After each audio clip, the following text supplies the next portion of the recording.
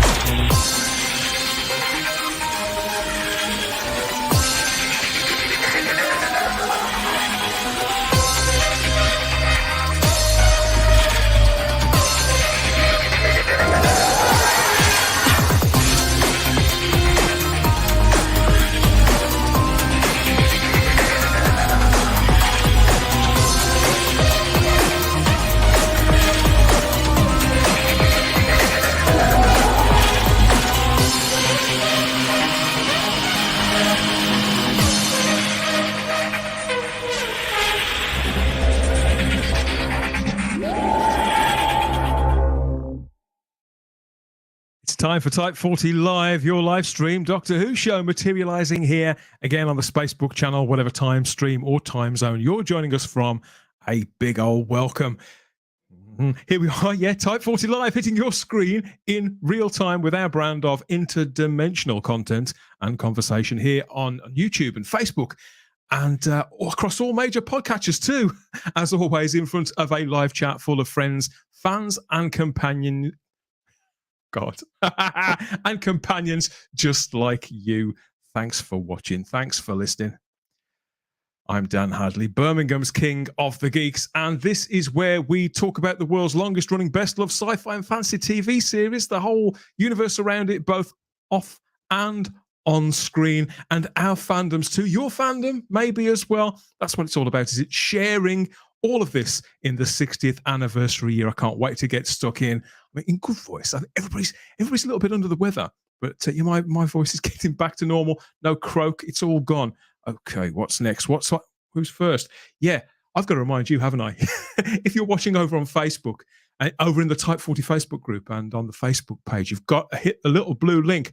And of course, that means that Facebook will pick up who you are, transmit it to StreamYard, and StreamYard will download it to us, make contact with us, and we'll all get on first name terms, because we're about to give you some very personal answers to some great questions that have been sent in, well, by you guys, and keep them coming too in the live chat over there. We'll pick them up a little later on. Okay, let's bring them in. Let's drag him in by the earlobes. First of all, he's done the sensible thing and he's layered up.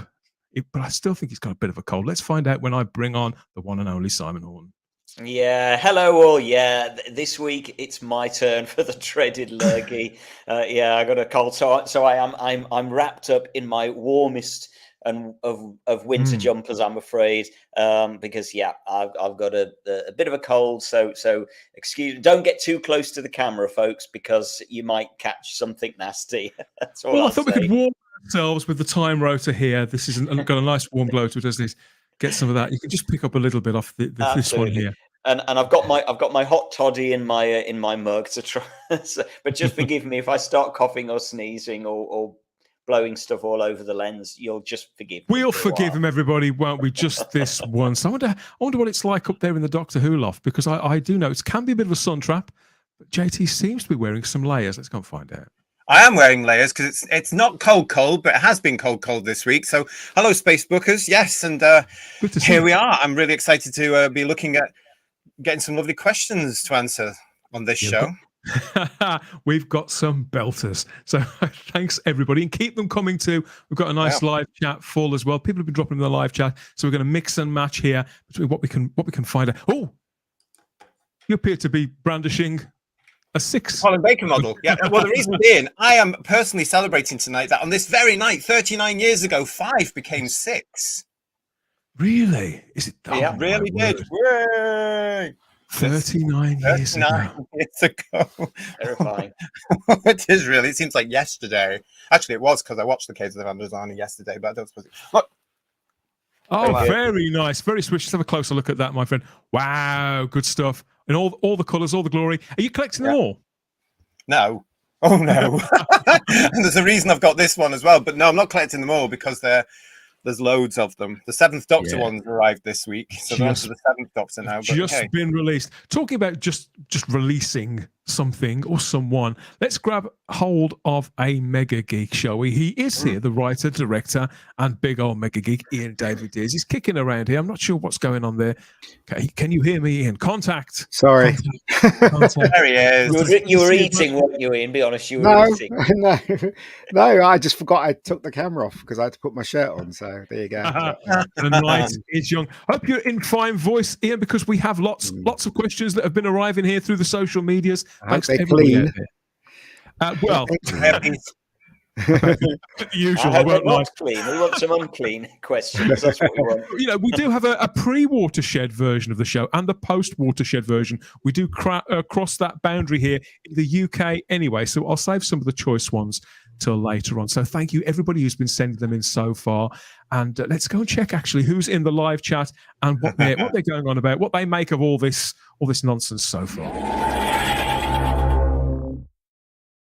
I like that Crimpline got my misquote there. It was Crimpline. Thank you for that. Well done. It was a Spice Girls reference done wrong. Hi everyone, says Lord Thoth. Oh, what? Yeah, the penny's just dropped. I know what you're talking about now. Good day, everyone, from Mega the Extremists. It's very, very formal there. Hail from Kelly. Hail, snow, rain, wind. We've had the lot. Hi, Kelly. I forgot the UK hasn't changed clocks yet. I still have an hour. Oh, so she got here early. Oh, I see. These comments are really early. Next week, isn't it? Next weekend the clocks change here. Yeah. Next week on Magic Time, yeah. Ahoy, shipmates from Crimpline Doubloon, as you've so rightly pointed out. And Raymond Williams says, good evening. Or we've got a couple of questions from Raymond later on, or at least one question in sort of two parts. So we're getting round to that. Don't you worry about that. Simon Ashley's here with a good evening all, sorry. And so's Garbage too. Good to see you, Garbage. Yeah. Paul Murray is also steaming in with another evening all. And Raymond is taking guesses on what's the first question. Julian Raxel says, good evening to you all. I hope you're all well. You've just heard us moaning. No. Everybody's not well. But we hope you're well, Julian. And that reminds me, actually, I should say get well soon to our lovely Queen Charlotte Shields. She's also got a flu bug or a nasty cough or whatever else. Apparently she's got the lurgy, what we call in Britain, the lurgy. Get well soon, Charlotte. Charlotte is up and about and in fine voice soon. She scrambles back here to the console room to hang out with us again as soon as possible and has a great weekend. So yeah, put a little message to Charlotte there in the live chat and we'll make sure we pass them along. Wow, we've got questions already. More questions. I'm going to save that one, Simon. And Mark Milford says, Type 40 Live, the best non-AI generated chat on the internet. I think we should put that up on the social, shouldn't we? And get that on the next T-shirts and on the next on the promo stuff when it does happen. What do you think? At least Can we're we not be sure AI. we're not AI generated? I can't be certain at the moment. Nor could I. And of course, we can definitely say that none of us claim to be the brightest people in Britain. But I think you can say for yourself, Dan, that we have a lot more about us than Mr. Gary Lineker. Move on. No, please, let's not move on. Let me say my 4 pence about Gary Lineker. No. I'm joking. Good evening, good day, all from Peter Harrington. Wow, we've got more questions. I'll make sure all the questions get saved. And we are off, says Raymond Williams. Here we go. All those kind of comments. People can't wait to get started. Can't wait to get going here on the questions and everything else we've got to get into. And yet that's all coming up in a few minutes. Don't worry about that. But before we get to it, it's only right that we give a couple of nods to certain special occasions and luminaries of the Doctor Who world. I'm particularly thinking about this guy. He turned 80 years old today. How could we possibly let today go without saying happy birthday to the one, the only John Leeson? Happy birthday, John. Yeah. Happy birthday, mate. Cheers, John. Yeah, so John Leeson, 80 years old. I've never met John. I've seen lots of interviews with him. I'm very aware of his work. You know, he's done a lot outside Doctor Who. He's even been on screen now and again. But he's somebody who seems to take great glee in what he does. You know, JT, I know you've met the man a few times, haven't you? He seems very, very youthful, and that he never doesn't get a kick out of voicing K9 and his association with Doctor Who. Absolutely, and he's still obviously voicing him to this very day, bringing different sort of whatever he can to that role. Because as John's voice changes, K9's with it. But I'm still quite amazed that he still tries to get as near as it was in the 70s. You know, I'm very impressed. But John's a lovely guy, and he's always very open and very friendly towards fans as well. And he's always delighted to see people. Yeah, he is. I do wonder about his knees, though, Simon. I do wonder about the man's knees after all that. No, yeah, to echo JT, really, he is just one of the nice. I know this is such a cliche, and you get fed up of hearing people say this, but with John Leeson, it genuinely is true. He's one of the nicest people you could possibly hope to meet. In fact, it's 30. This is going to make me feel very old. It's 35 years ago this year that I first met John Leeson when he came. I'm assuming you weren't at this particular meeting, Dan. We did a meeting for the Whovians back in 1988, and we invited John Leeson along, and he came along, bless him, and he was an absolute star. And as well as doing, he did an interview for us and what have you. But then, and this just gives you a measure of the man. He compared for us. We did. Races. Do you remember the old green Dapol canines when they brought the original Dapol canines out, and they were green? Yeah. So at the time, that was all that was available, was green canines. So we did this. Everybody at the meeting that John Leeson was at, we all had a Dapol canine, and we did these races. And obviously, it just gradually got pared down to the final. And John Leeson was comparing them as though he was doing Channel 4 racing. It was just brilliant. Brilliant. Happy days. Absolute true gentleman. Happy birthday, John. In fact, I believe that although we haven't got a diary tonight, Simon, you have got a few facts about the great man himself, haven't you? I have, because we just felt we were not. There's no diary tonight because we're doing questions, folks. So sorry about that. But Dan and I said we cannot not mention John Leeson tonight. So we put together a very, very quick diary for you. He was born John Francis Christian Ducker. You can see why he changed his name to John Leeson. Yeah, he was born John Francis Christian Ducker in Leicester, not a million miles away from us, Dan, on the 16th of March in 1953. And of course, it's amazing to find out. Actually, he only ever did 14 stories of the original run of Doctor Who, at least in his block. That's not counting specials like the 5 Doctors and things like that. But his block of Doctor Who was only 14 stories. So you realise what an impact he gave to this role, that we're still talking about him today, in the way that we're not talking about other people who have done probably far more stories than John Leeson in some capacity or another. And let's not forget, of course, that he did do 2 on-screen. Well, he did one on-screen role as Dugeen in The Power of Kroll. That was There We Go. And he also did another off-screen role in Doctor Who when he played the role of the battle computer in Remembrance of the Daleks. I had forgotten about that one. Yeah, so his connection goes. You know, it covers a big breadth of Doctor Who. But he also did loads of other stuff. He did his first big break was in Dad's Army. He then went on to do Crown Court, but then I think everybody did Crown Court in the 1970s and 80s. Blake 7, he was in Blake 7. Jigsaw. For a very long time, he was the continuity announcer on Channel 4. He was really? Yeah, he did. He was the Channel 4 announcer right the way through the sort of late 80s into the 90s. For a good old run, he did that. He was also he played a lot of different roles in Beadle's About. And anybody that doesn't know what Beadle's About is about, don't bother looking. It was a kind of candid camera sort of thing where people would God, how do you describe Beadle's About? Well, they were practical jokes, weren't they? Played they by were practical this TV jokes. show. And he was also in Noel's House Party as well. He did Noel's House Party as well. And so, and he was the kind of person, he would play a local councillor who would knock on your door and threaten to knock down your house. That was the kind of roles that he did on Noel's House Simon, Party. by total coincidence, I was watching, because I subscribe to a few channels on YouTube, Ian, and all they do is they put out old adverts and clips of old TV shows, and I just wallow in the 80s or the 70s for like 20, 30 minutes at a time.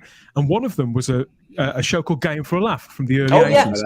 Yeah. With Beadle on it, and they were playing a stunt. They were playing a practical joke on this couple. They'd gone for a pub lunch. They came out and they'd done something terrible to their car.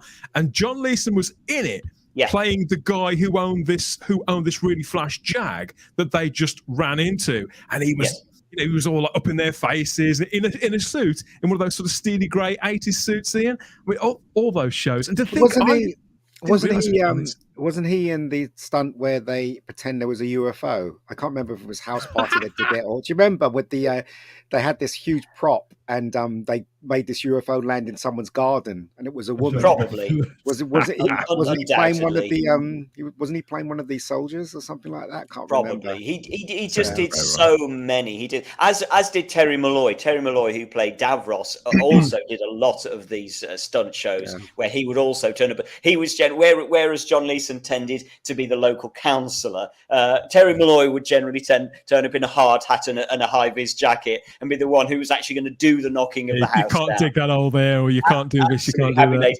But of course, we can't talk about John Leeson without remembering that his first real big role on television was in 1972 as the original Bungle in Rainbow. There we go. There is Zippy come to say happy birthday.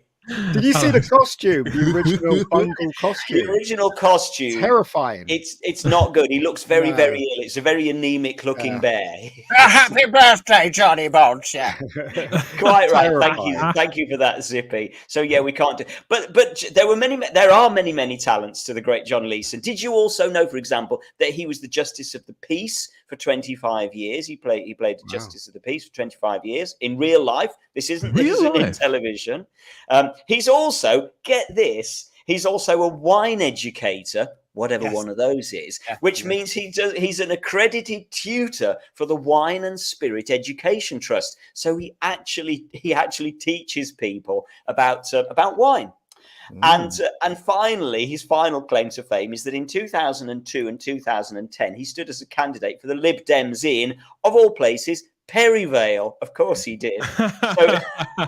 So John, happy birthday, sir. We salute you. He's a cracking personality. He really has, and obviously K9 is.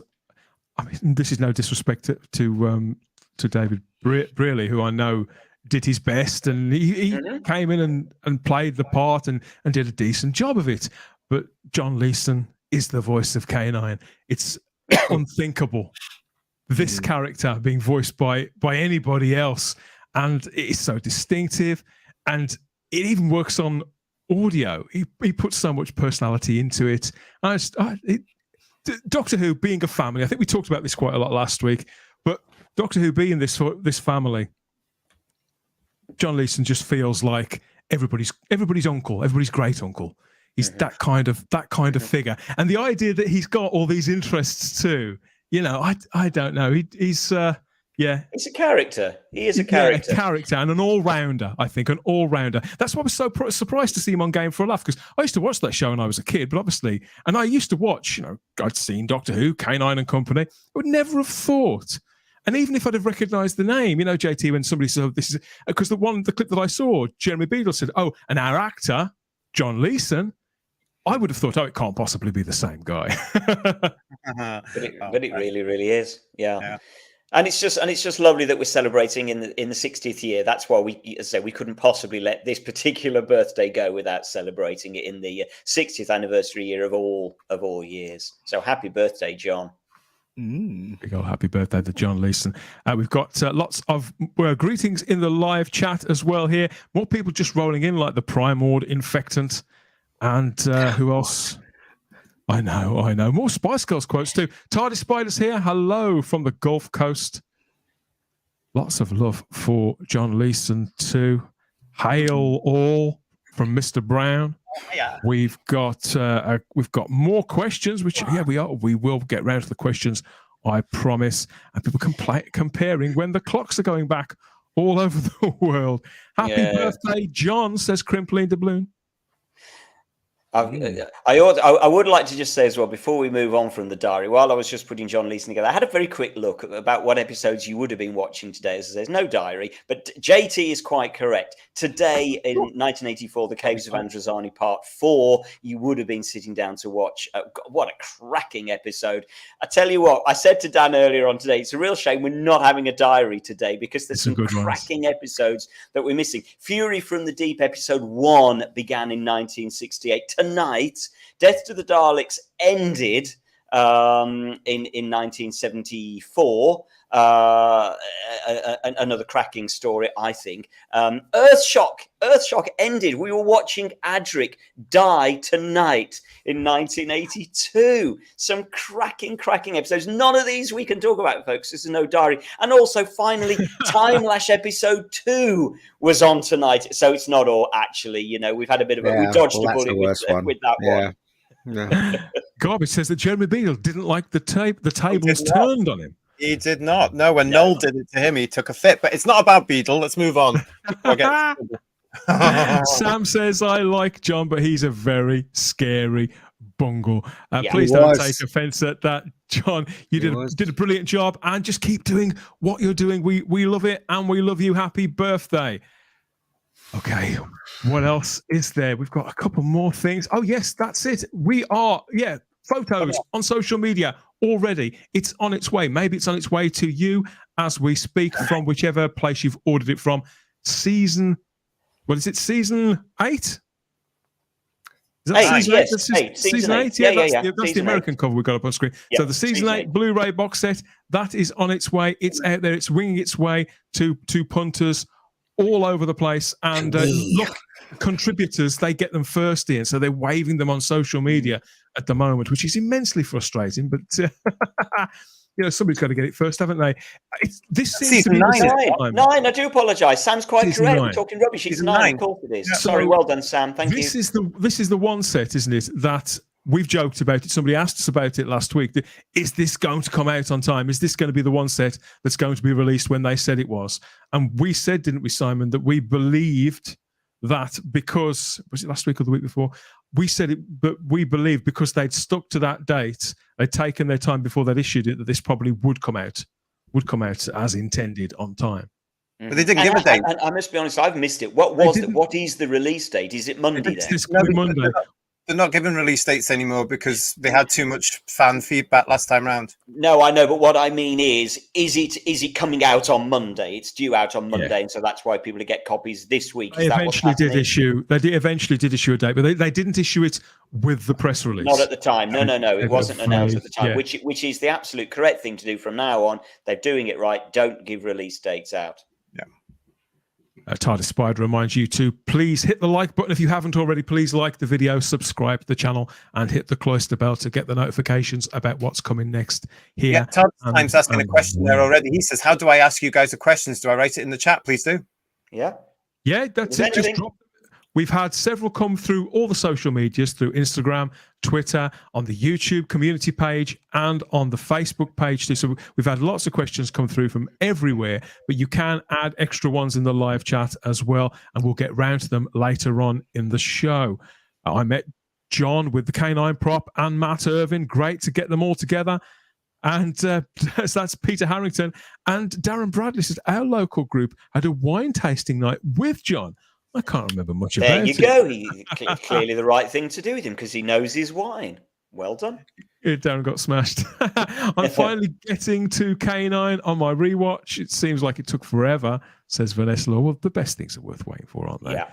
Happy birthday, John, from TARDIS Time, and loads more of that kind of thing. Yeah, of course. It's funny, I don't, not time. Yeah, quite right. Not time, Lash Gary. I don't know whether you boys can remember, but certainly I remember watching The Invisible Enemy with K9 in, and I just remember as it came to the end of episode 4, I was just sitting there praying that they would take K9 with them. It did kind of feel inevitable that he would go, but obviously we didn't know. So I just remember absolutely, cheering when they took him off into the TARDIS. Was everybody else the same? Did they sort of sit there wishing for K9 to be taken, or am I alone? I don't know if I was wishing for it, but I was excited that it might happen. So when it did, I was overjoyed. Yeah. I was a little bit too young, I think, to realise what was happening. I watched that story. I remember that story. It's some of my earliest memories. But as to whether he would go with them, I wouldn't have latched onto that. I don't think. But I remember noticing the character Ian and because I suppose obviously I hadn't seen Star Wars yet. I think it came out before Star Wars. I think that's it was screened before Star Wars anyway. Before it was all in the So to me, it was just the latest of many wonderful things, wonderful and unlikely things that I'd seen on this TV show that I watched every Saturday. Yeah. K9 loves K9. Who doesn't love K9? Nobody I didn't in the first when I saw it. When I saw K9, I was like, "What is this?" Do you know what I mean? So, but I grew to like him obviously throughout the years and stuff like that. But when I first saw him, I was like, "This is just," and what is this? What is this thing going to do? But it's become a classic. Robot in Doctor Who's become part of sci-fi history. So absolutely. There you go. We have another date to remind people of too as well. Tomorrow evening on BBC One, Red Nose Day 2023 is kicking off. David Tennant. BBC One, is it? I thought they were only showing it on the iPlayer. I think is it streamed at the same time? No, it's sure. no, it is still on BBC One. Oh, right, okay. And David Tennant is there alongside Lenny Henry. Do you remember a couple of years ago they snubbed Lenny Henry and they had two female presenters. I was wondering where Lenny Henry went. I think it was he was filming Lord of the Rings of Power. Not that. It was before Rings and before. You sure? Yeah, there was like a couple of years where he wasn't on it. It was really weird. I know that he wasn't on it because he was working. I remember that because I noticed that as well. Yeah, but I think a lot of people did actually.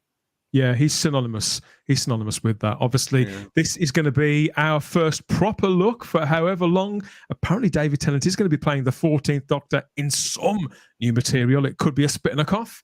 It could be a minisode of some kind. We really don't know. The bad news is that if you want to be the first to see it, you've got to watch this telethon.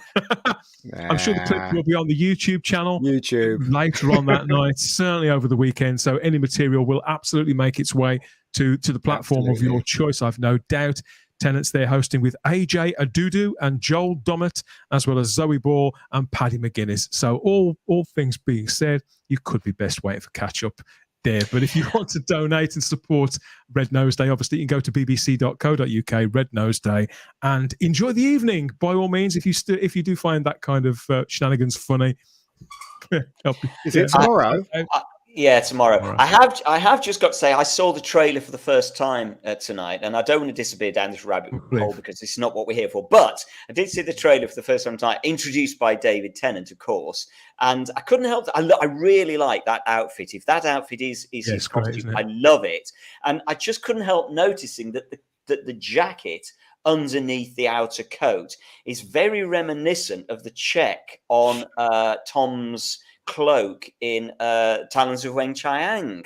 It's the same. I know. We're getting really geeky now, aren't we? But it's a really similar check.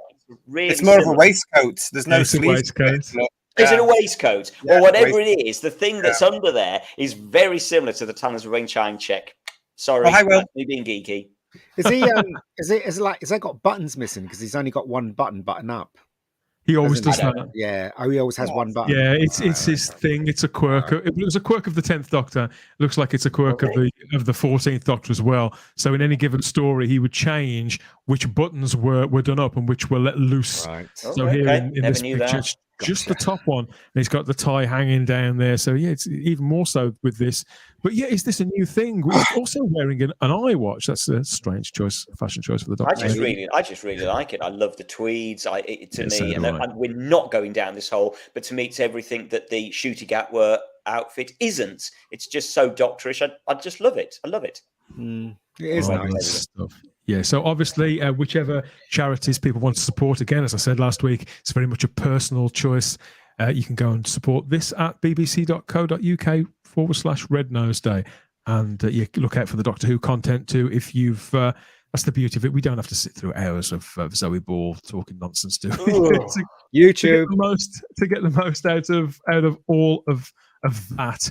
Okay, what else? Yeah, so we've got some questions coming up. It's Ask Us Anything round 5. So please keep them coming over there in the live chat. All part of the fun, as well as everything else that we get up to here on Type 40. What have we got? Yeah, so recently there's been our Three Doctors event live stream. A couple of weeks ago, we did a deep dive on the 1973 classic 4-part of the Three Doctors. That was so much fun. And to the point where I know that lots of people have got in touch and said they went and watched it straight afterwards. Brilliant stuff. That's what we like to hear. And the stream is there for you to watch over and over again. If you missed our stream on the 5 Doctors late last year, that's there too. And look out for more. This is why you've got to make sure that you like the video and subscribe to the channel, because there's lots more celebration live streams coming up about these big events in Doctor Who history as we reach the 60th anniversary there. So that's there, as well as the Type 40 podcast. So the recent editions of the show, they're all up across all the major podcatchers, and you can stream and download them over at the home feed at type40.podbean.com. They're there too. And obviously there's video editions here on the Spacebook channel as well. So we've got 121, which was Simon and myself. We got together with Colin Howard and did a big deep dive on his book Time Slice, didn't we, Simon? We did.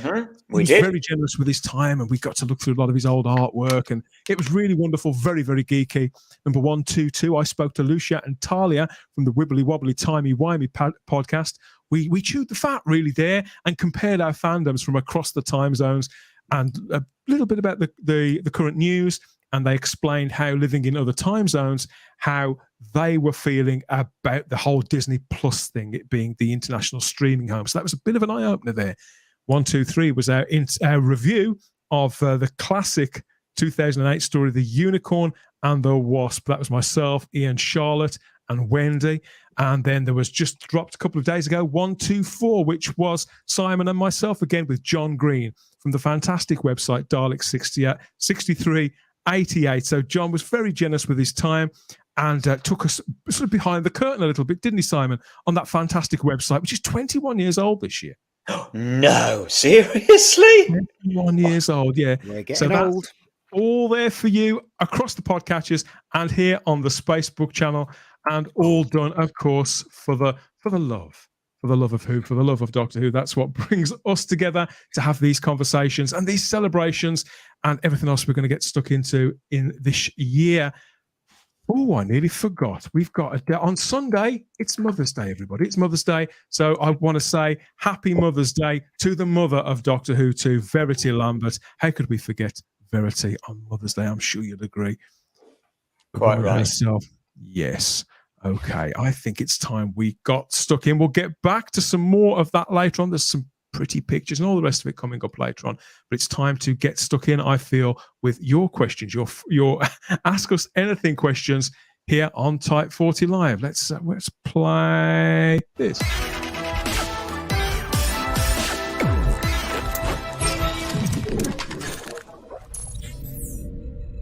Greetings, I am K9. If you have an inquiry and Siri or Alexa cannot help, maybe I can. Have you ever wondered if time travel is possible? Or what can a sonic screwdriver do? I may have the answers. Please leave your questions in the comments below.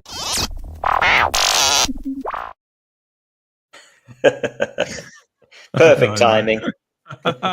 Yes, here we are again with some Ask Us Anything questions, queries, what you've been sending into us across social media there on Instagram, Twitter, Facebook, and here on YouTube. So it's a bit like opening up the casket that contains the scrolls of Rassilon.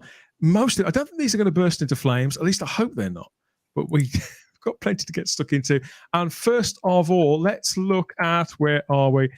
We've had several come in through the social, so I'll get that up first. We should point out none of us have seen these questions at all. The rest of us, we haven't seen these questions. We don't know what's coming. So none of these are prepared. We should give that rider now in case the answers stink. Okay, so first of all, we have this one. It comes from the Warped Eyebrow.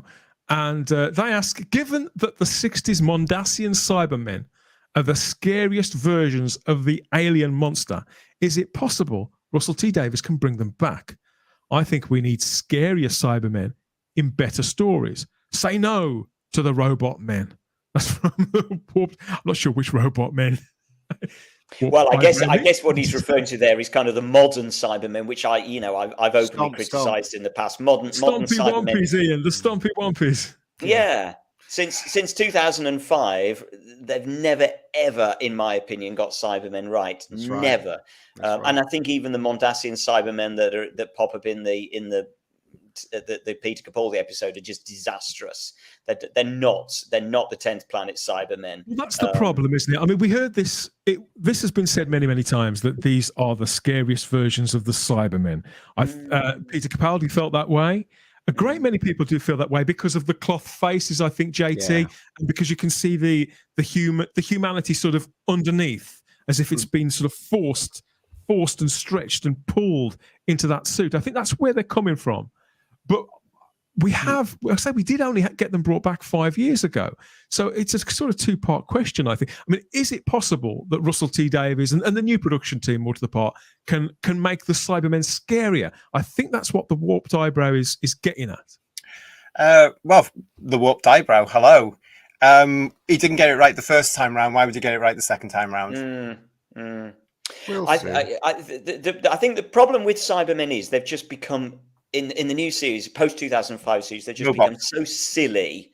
I think so robot men, as Warped Eyebrow says, so stompy, as we've said, and I am going to disagree with the Warped Eyebrow. I don't think that the Mondasian Cybermen are the scariest. I think they're very, very effective for what they are. But for me, the scariest Cybermen have always been the Earthshock Cybermen, because for two reasons. Firstly, because we've talked about it before on the show. I just love seeing that human jaw inside. Yeah. And secondly, Earthshock in particular is the one that keeps them so brilliantly in the shadows for so much of it. And that's where Cybermen work best, is in shadows. It's not stomping around in broad daylight. It's certainly not as in those ghastly episodes when they somehow get rocket-powered feet and go shooting off up into the sky.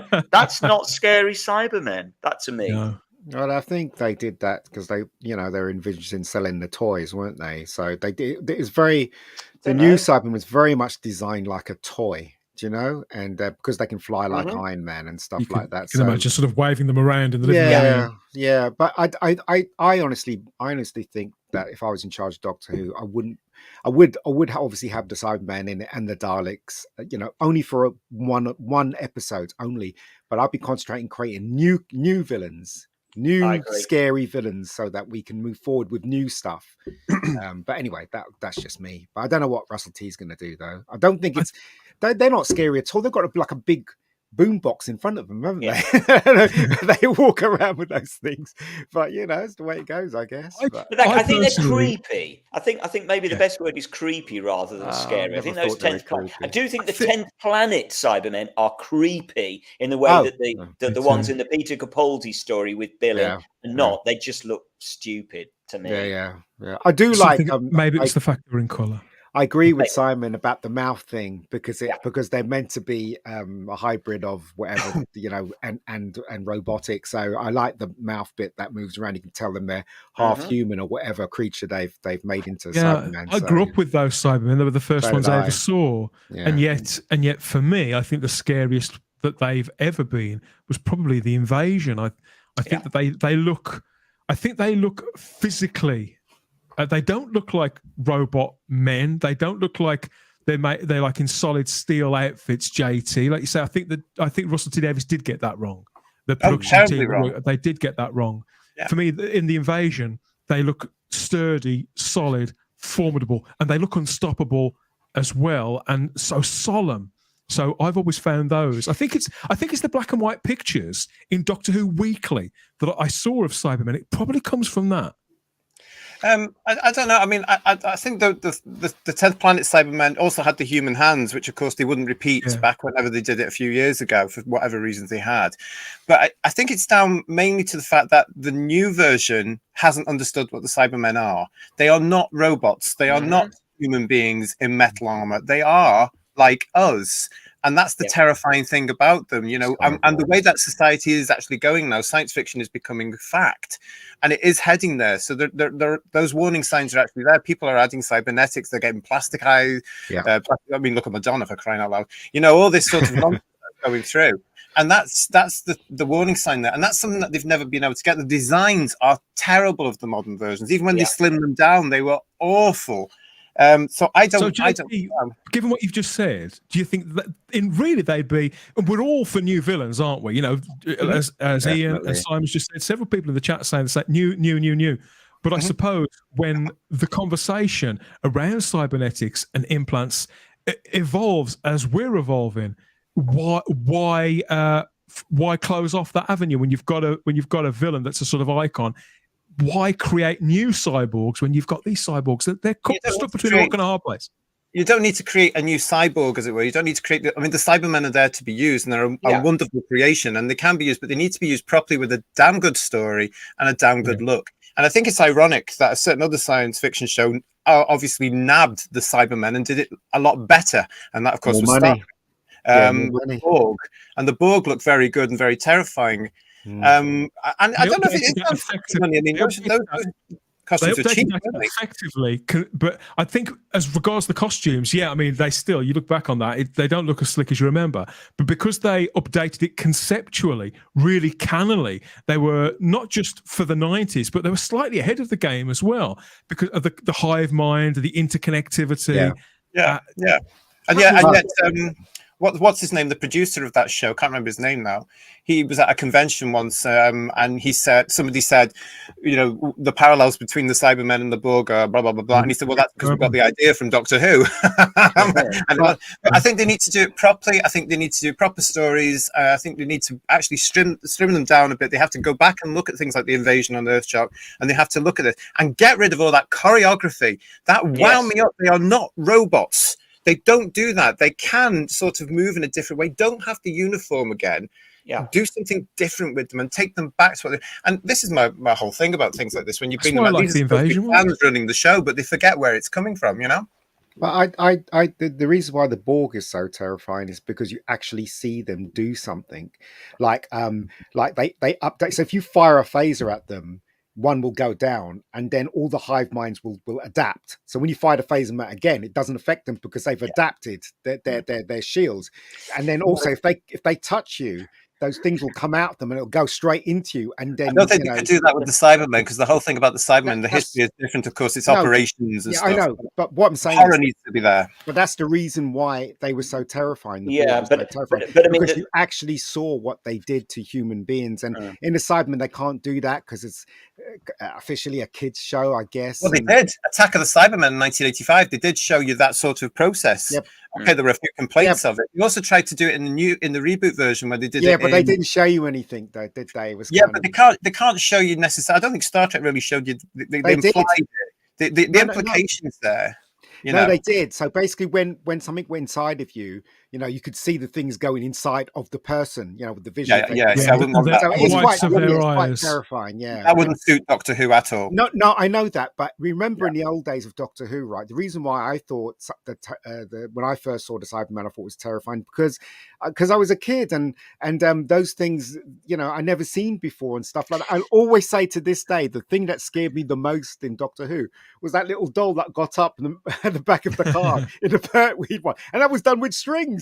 Do you know what I mean? So I was literally terrified. Looking back to the actual question, the fact that we do need scary, you know, as you've just said, JT, we need scarier Cybermen in better stories. I think that Warped Eyebrow has kind of answered their own question there, realistically. Yes. But is it possible that any new creative coming in can bring them back? Of course it is. It's where their priorities lie, what the production design department, who's in that, where they've come from, what the influences are. I mean, what worries me particularly is we're talking about Russell T Davies here, and I think the Russell T Davies design of of Cybermen. It's just terrible. You know, he was the one that gave them these stupid flared legs and stupid flared arms. You know, you can't be scary when you've got flared trousers. You just can't do it. It's not going to happen. The other element of it was that design, and this is where it was really disappointing, is they lost the fact it is a human being in there. Yeah, completely. And that's nothing visible at all. And what's interesting is that the Russell T Davies years made this whole fuss, which I never got in the episodes, about this kind of cyber conversion machine that was all blades whizzing around. I mean, it was scientifically and surgically just utterly ludicrous. Whereas the scary thing is, if you go back to something like the Tomb of the Cybermen, and the cyber leader's just there saying, "You will be like us." That's far scarier than seeing scissors on CGI scissors whizzing around. Yeah, but you're thinking of you know, how you were at that time, but the audience today. I'm not. No, hold on. The audience today, they're very different. So and they've seen a lot of stuff. So basically, you have to figure out a way to do it. If you're going to create a scary, to do it in an imaginative but not horrific way. I do agree with you, Ian. I do think that they would expect to see something, and I don't think that's unreasonable. In a sort of blockbuster. Remember, the censorship is so strong today. Do you know? It's not just that. It's not just that. This is prime time BBC television. It's a family show. You don't want something that's going to terrify the children. And Simon's right. Sometimes the more horrific things are offset, off screen, and that the suggestion lets your imagination do it, and that's what Doctor Who is. We're not an American show. We don't do things as graphic as that. The suggestions and that's the way it should be. Sometimes I think a talented and sensitive director should be able to tell that story or convey some of the horror of that, with to find a middle ground between simply stating "you will be like us" and showing us things being ripped and shredded and pulped. You know, I think there should be a middle ground, and I think audiences have evolved. I think I do agree with you about that, Ian. I'm not sure. I'm glad it's not my decision to find that middle ground, because this is a family show. It should be suitable for people on a Saturday night. Come on, and kids can get a hold of it anytime now. There is a responsibility that, ironically, this week the BBC still needs to uphold. Gary Browser asks the important questions here. When do Cybermen get the time to lace up those boots? They don't. They can't bend down. Peter Harrington loved the Cybermen getting phased in the door. See, all these little memories, they stay with us. And Peter Harrington, that is one of the best moments in Doctor Who ever. I love that moment when that Cyberman gets squished in that door. Brilliant. We're joined by the warped eyebrow here too. Thank you for answering the question, guys. I really enjoyed the podcast. Thank you. Thank you so much. Gary Browser says, hasn't question one delivered? It has, actually. We've got on a roll on question one there. Should we just finish the show now? Yeah, that one's the next one. Simon Ashley says, after the Three Doctors podcast, I especially ordered a copy and watched it. That's what I liked. That's good. Lovely stuff. Darren Bradley confides here that I attended the Doctor Who design workshop and was shown a prototype version of the Mondasian Cybermen for the Capaldi episode. It was deemed too graphic, so they went for traditional faith.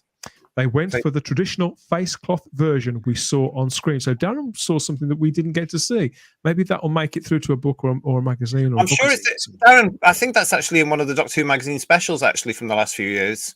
Might be because I think I've seen something like that around as well. The rejected version. Yeah, there's probably hundreds of them.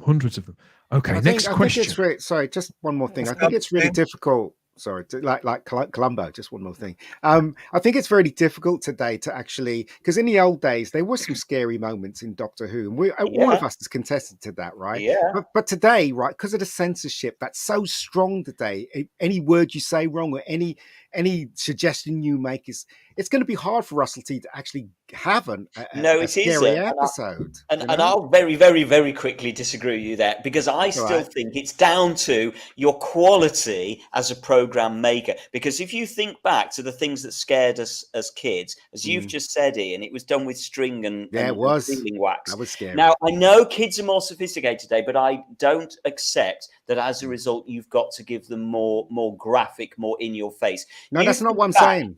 You think back to something like, for example, the Seeds of Doom, when Harrison Chase goes into that masher at the end, you don't see anything apart from his hand disappearing out of shot. That's what you need. That's all you need. That is scary, not CGI scissors whizzing around, which I'm using just as an example, things we're on site.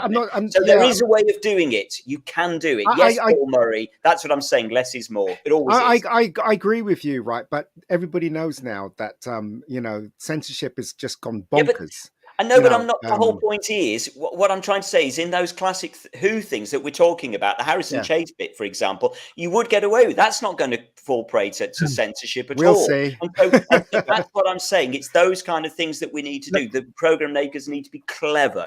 Anyway, I think everybody needs to remember as well that Doctor Who, which is about to leave BritBox, has been incredibly popular on BritBox with children. They have found it there. They found it on DVD, wherever it is. And those moments that we're talking about there, Simon and myself, they still exist. The children still get frightened of those moments. It's ITVX now. It's on ITVX. We've got a question coming up about that later on, funnily enough. Let's move on and take this one from Joshua, who asks, do you think an Australian actor for the Doctor could work sometime for a future regeneration, in your opinion? Similar to George Lazenby as James Bond, or should the Doctor always remain a completely British character? Well, the character would still be kind of British, but the actor would be. So I think I know what I think. Well, I'll go first on that, 'cause I'm brave enough to say it as it is. The Doctor should always be a British actor. I'm agreeing with you, JT, on this one. Yeah, sorry, Joshua. What makes you so adamant, JT? Because people do ask this quite regularly, don't they? Joshua.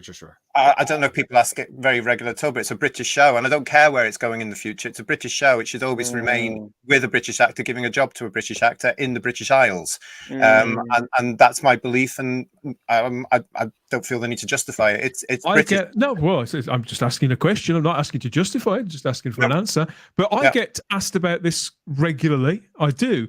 And especially in light of the fact that, for example, Henry Cavill played the ultimate sort of American hero. He played Superman. You think, okay, if Henry Cavill can play Superman, then why can't? Well, that's their casting decision, isn't that? Something completely different. That's down to the people that did that show there. But it might be different in the future now, but I don't think it will be. When it was produced fully by the BBC, the reason it had to be a British actor because it was funded fully by the license fee payer. Now, the license fee payer still has a say in Doctor Who. There is still some element of the BBC that's going through that, so I believe. So the actor should still remain the lead character of a British show. I don't think it should go that international. So your answer would be that it wouldn't creatively work either. Do you feel the same way as JT then, Simon, or is it? Do you get to the same conclusion through a few different stops along the way?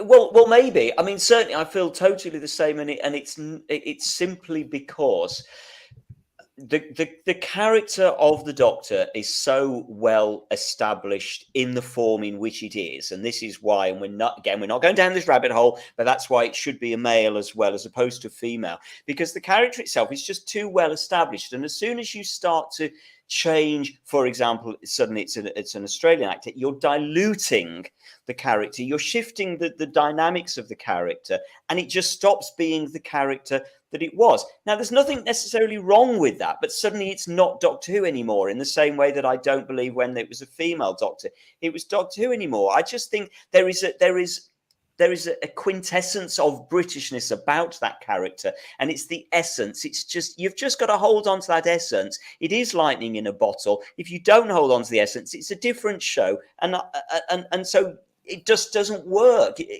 as Doctor Who. It becomes something different. So the long way of saying it is, yes, it should always be a British, and it should always be male. Jack Thursby's in with a comment here on YouTube and says that it reminds us that Whoopi Goldberg wants to play the Doctor and labels it nightmare fuel. I have always start again. For a long time, I felt exactly the same way as yourselves, Simon and JT. I've started to feel differently now. But how about you, Ian? What do you think about this? I personally, and I'll say this again, no disrespect to anyone, I personally don't believe the Doctor should be black or a woman. I still believe the Doctor is Cambridge, or he has the accent like Cambridge or Oxford, whatever. And he's basically kind of like he's an old man inside or whatever body that he inherits.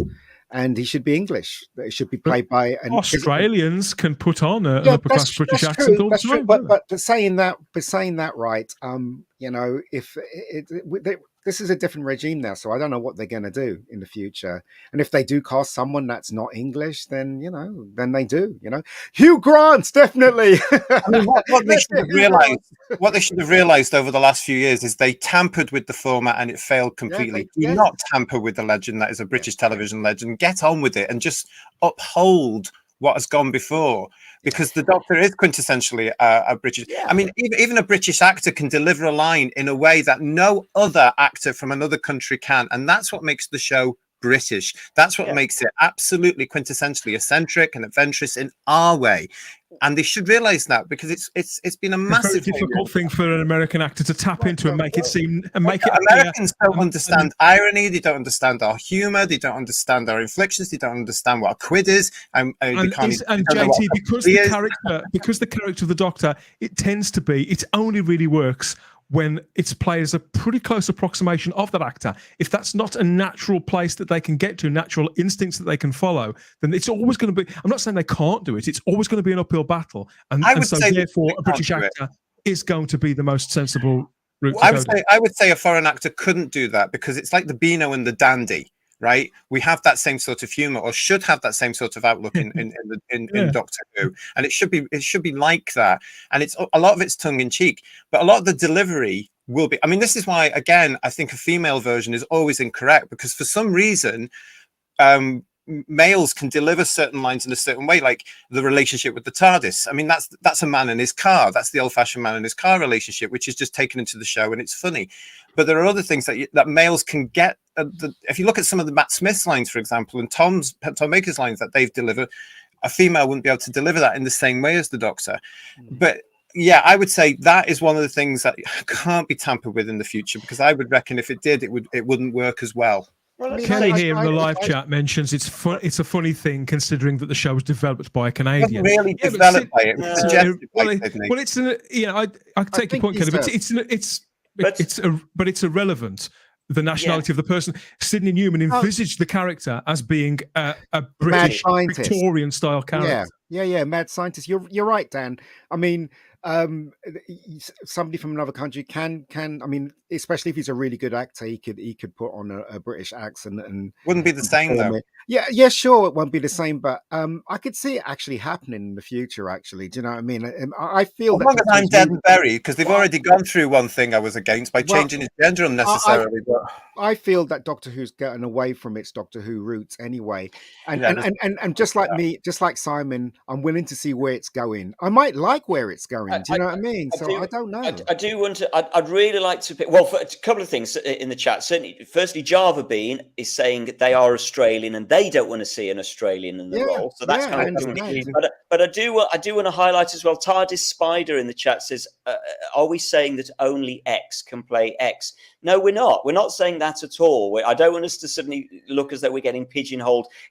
For example, I fundamentally disagree with Russell T Davies when he says only gay actors can play gay parts. No, we're not saying that. What we're saying is the Doctor is traditionally a British character, and so that's what we should keep it as. I don't see really that there's a particular problem in saying that. And Will Hadcroft's picked up on a comment that you made, JT. How does JT feel about Star Trek The Next Generation casting an Englishman as their captain? A genuine question. How does that differ from Doctor Who having to be a Brit? I mean, I know I think that's the case. The question's for you. I think the difference there is huge. I mean, Star Trek is a completely different show, and wasn't Patrick playing a Frenchman? He was playing French. So that's quite bizarre. The Doctor is, and also the setup there, Will, was different, because of course Star Trek: The Next Generation was funded by private business, not by the public who were paying for the show. And that's the difference there. You know, the whole thing about the Doctor Who is for years and years and years it's been paid for by the taxpayer, the license fee payer of the British people. So there's a responsibility for the BBC to have British actors being paid for to do roles. When it comes to this, what I'm saying with the Doctor is, and I'm not too worried about how they cast people in Star Trek, because it's a completely different setup. Yeah. Their universe is that they can come from any planet at all. I believe the captain of the Enterprise G or something is an alien. So you know, it's all that sort of thing. That I'm not too interested about that. But with Doctor Who, he is basically a British character, and he acts British. Look at Peter Davison, look at John, look at Tom, look at them all. I mean, they were playing British, and I do believe that if a foreign actor comes in to do that, it would lose an element of that eccentricity. Well, it depends how good the actor is, I guess. I don't know. I don't know. I disagree. Yeah, Americans don't understand our humor. Yeah, Neither do Canadians, Japanese. I understand what you're saying, JT, and I totally agree that it should be a British guy. But if they were going to cast someone that wasn't British, they'll have to cast someone that's really good, that understands the British humor and could put on a really good accent. That's what they have to do. And you know what? I can see it happening in the future. I could see someone not British playing the Doctor in the future, because I think that's where it's going internationally. Do you know what I mean? I think going out on a limb completely here for a second. If you were to make a film of, let's say, Captain America, would you expect to cast anybody other than an American? No, you would. You can't. No, it's Spider-Man. You know, he was British guy's been playing Spider-Man. Do you know what I mean?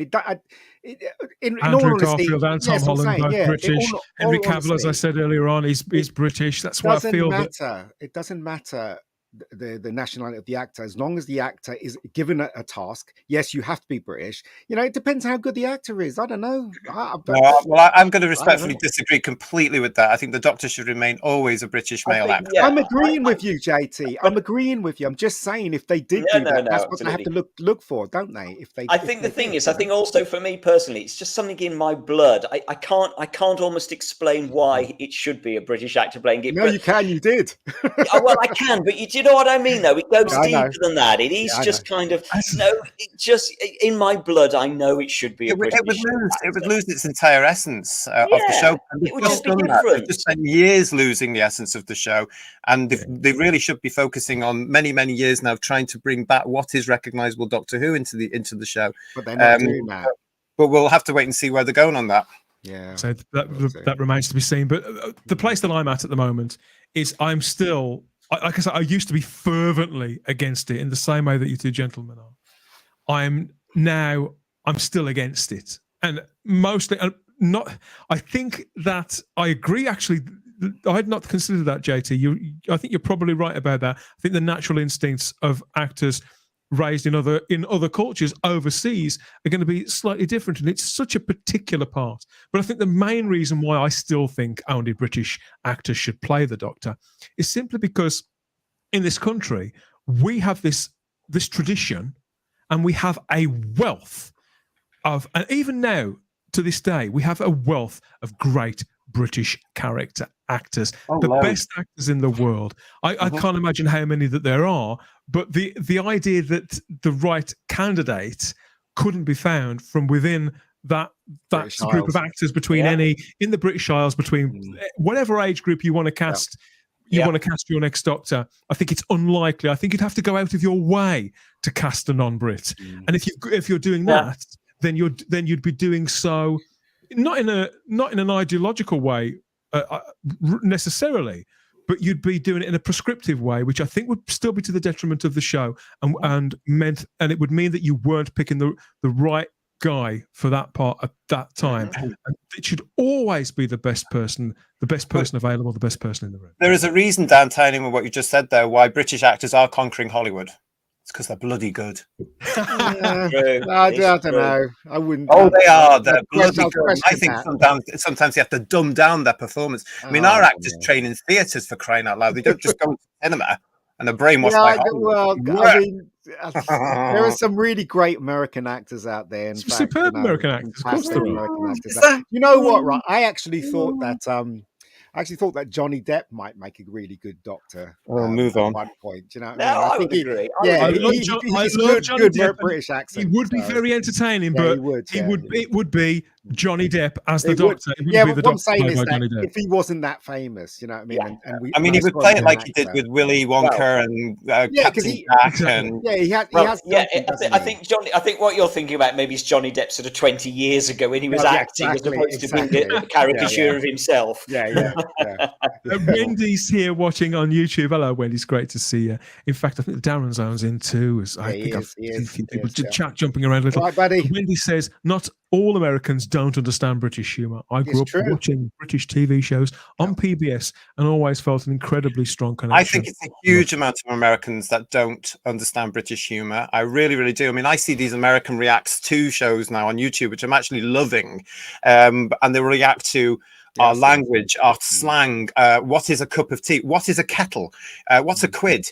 You know, these things are quintessentially, the Doctor gets all this already, and you can't expect a foreign actor to come in and get that language from writers in the show. So you're looking at a massive change there for the writing staff as well. So I do think that. But when you also look at the translations, it never works. When an American show is shown in Britain, it can be quite popular, but then if you do a British version of it, it flops completely. It's the same the other way. So the Fawlty Towers version, the American version of Fawlty Towers was a massive flop, even though it starred B. Arthur. It was a massive flop. The same with their version of Ab Fab, which was Roseanne Barr. It all flopped.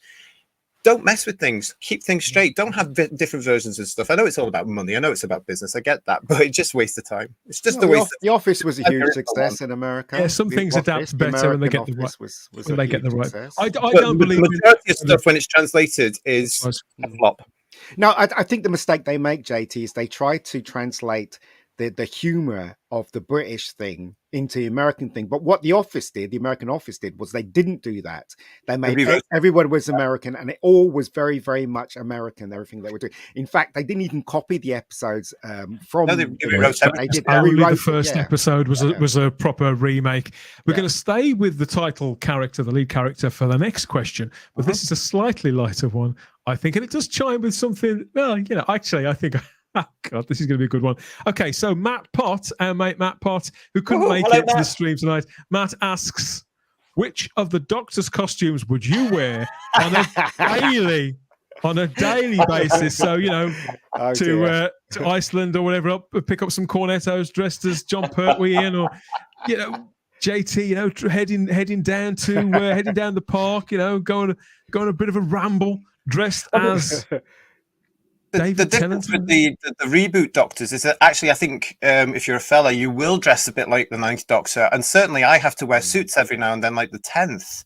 Yeah. So I don't understand that really, because Russell's main thing from day one is he didn't want the Doctor wearing costumes, as we're seeing again now with all the nonsense that's coming out now. So it's a real case of, like, you know, I wear jumpers and jackets. I do wear suits. So is that is that the answer?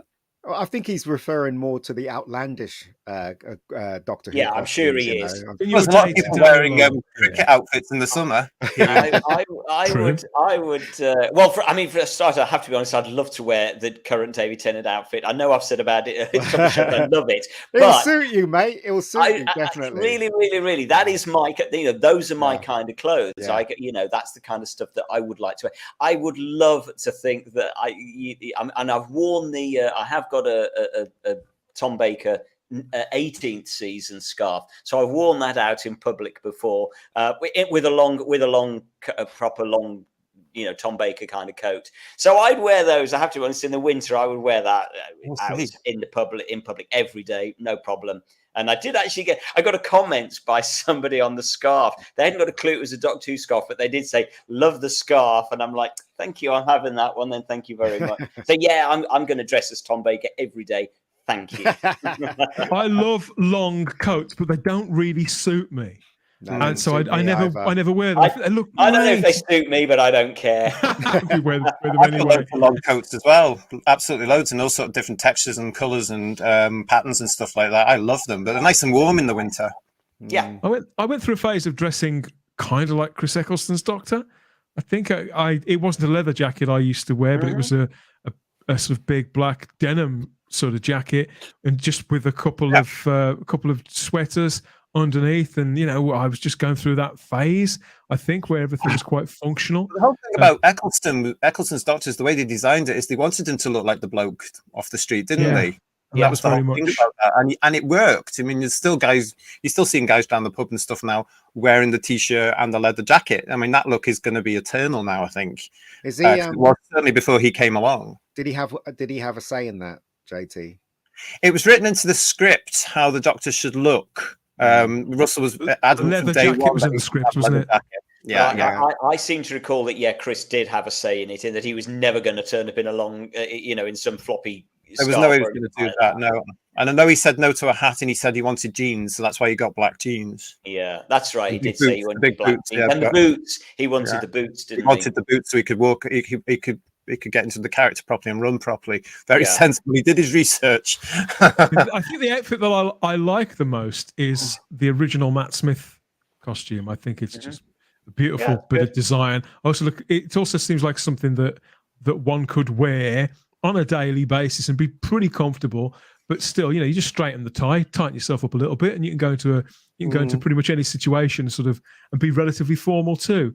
But I think if there's a Doctor that I have dressed like on a daily basis, it's more in line with what Capaldi wore in Series 9 when he was the hoodie and the slight ripped jumpers and t-shirts, the layered look. With the, I've never worn Doc Martens. I'm not a big Doc Martin fan, but I do have some sort of like booty. So that's more the kind of thing that I wear anyway. So it would probably be, I think I would choose the Doctor whose sense of style is closest to mine, rather than trying to sort of. I'd be Colin Baker myself. then. So yeah, I used to wear Doc Martens all the time until they sold it to bloody China. I'm not buying them anymore, I'll tell you.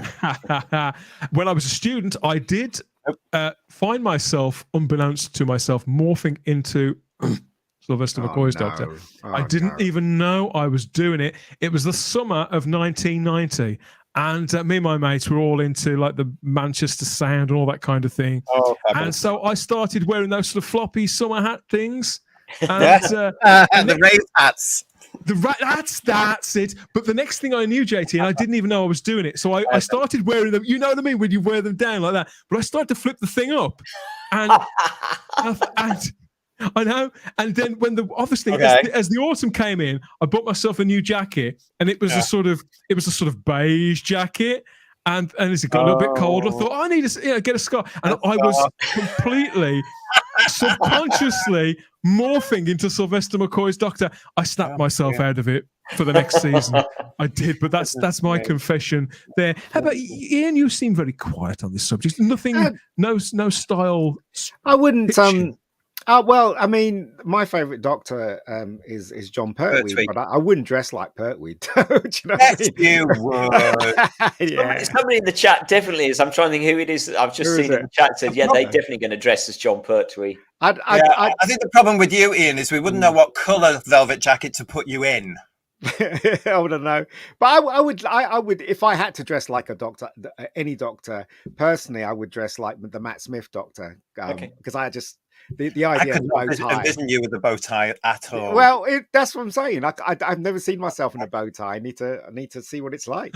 Just wear you might turn out more like Troughton, to be honest. Yeah. Well, there you go. Well, it's more thrift. I think you look really cool in a bow tie. I think you're underselling yourself there. I've been to a couple of premieres where I had to actually wear a bow tie. Well, but it was a black bow tie, so. What's the expression? Pics or it didn't happen. All the Doctors are in their day-to-day lives. I think most of them are pretty stylish guys. I know there's several of the older ones have taken to wearing Crocs, but we forgive Colin and Sylvester for that. But the newer generation of Doctors, I think they all dress really well, even when they're dressed casually. I think Paul McGann in particular dresses beautifully. Actually, Capaldi too. Yeah, impeccable. I think Smith's the best dressed. I adore how Matt wears clothes and how he loves to experiment and the stuff that he puts on. I think he's got a real classy British sense of style. Wonderful dresser. I do like the way Paul McGann's dressed, though. The right there, I think it's very today, isn't it? See, I don't have a bag like that, but I do dress kind of like that, I suppose, thinking about it. But I love how Capaldi dresses as well. I mean, particularly, I think it works really well with his silver hair as well. He has a lot of those kind of funky t-shirts, designer t-shirts and things. And they're all pretty well dressed. Really good at the moment. I saw a picture of him from somewhere the other day and just thinking he's looking really well, looking really healthy. Yeah, he does a lot of exercise and stuff, doesn't he? And he eats well. So yeah, but he just looks he just looks happy and healthy. And one of his dreams was to play the Doctor, and now that Yeah. dream has been completed. I mean, what else has he got left to complete? Do you know what I mean? It's like, I've done it now, you know. So there you go. He's happy, isn't he? Good point. So there's that one done as well. Fabulous.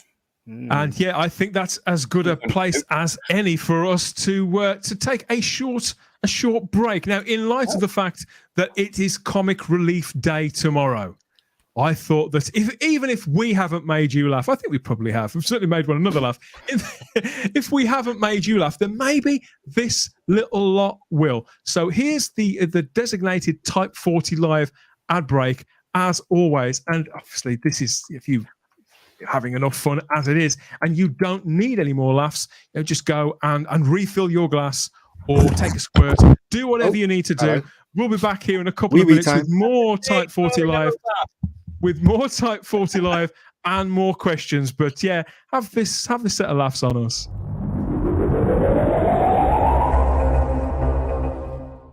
The main problem of being an intergalactic time traveler are the physical strain of dematerialization, the constant temptation to interfere with the course of history, and all those bastards who piss in my phone box.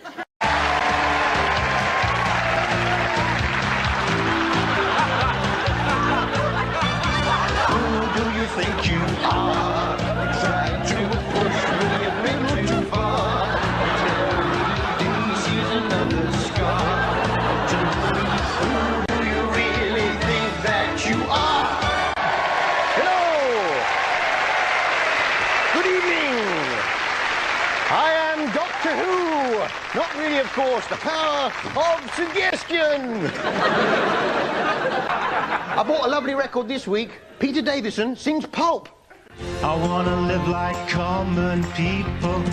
I want to do whatever common people do. Want to sleep with common people.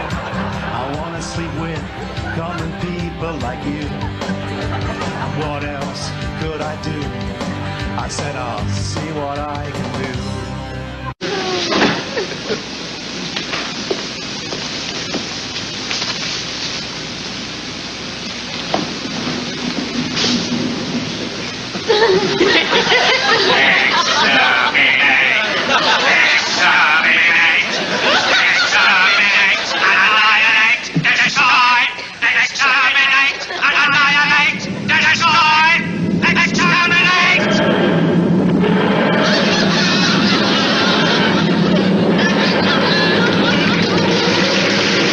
Nick Robinson, BBC News, Westminster. Anyway, I said I'd be wearing this. Look at these headlines. Government in crisis. NHS reforms planned. What year are we in? 2063. Look, personal jetpack. Still not invented. Oh, no point hanging around here then. Can we go back to the 19th century? Oh, I couldn't look at another bonnet. 2013? If we must. Have I Got News for You? Starts next Friday at 9 on BBC One.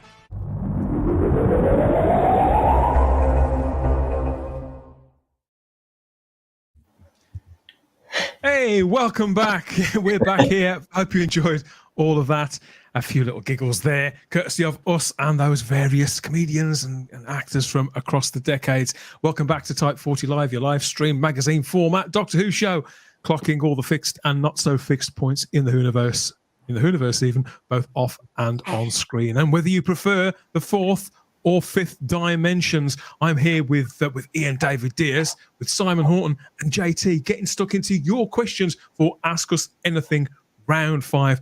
Why do we do it, everybody? I've got no idea, but we do keep coming back for more. Thank you to everybody who's kept the questions coming there in the live chat too, in the comment section. We're going to take a look at those now. But if you haven't already, please remember to like the video, subscribe to the channel, and hit the cloister bell so you get all the notifications about what we're doing next and when we're doing it. More live streams, more podcasts, and other nonsense coming your way.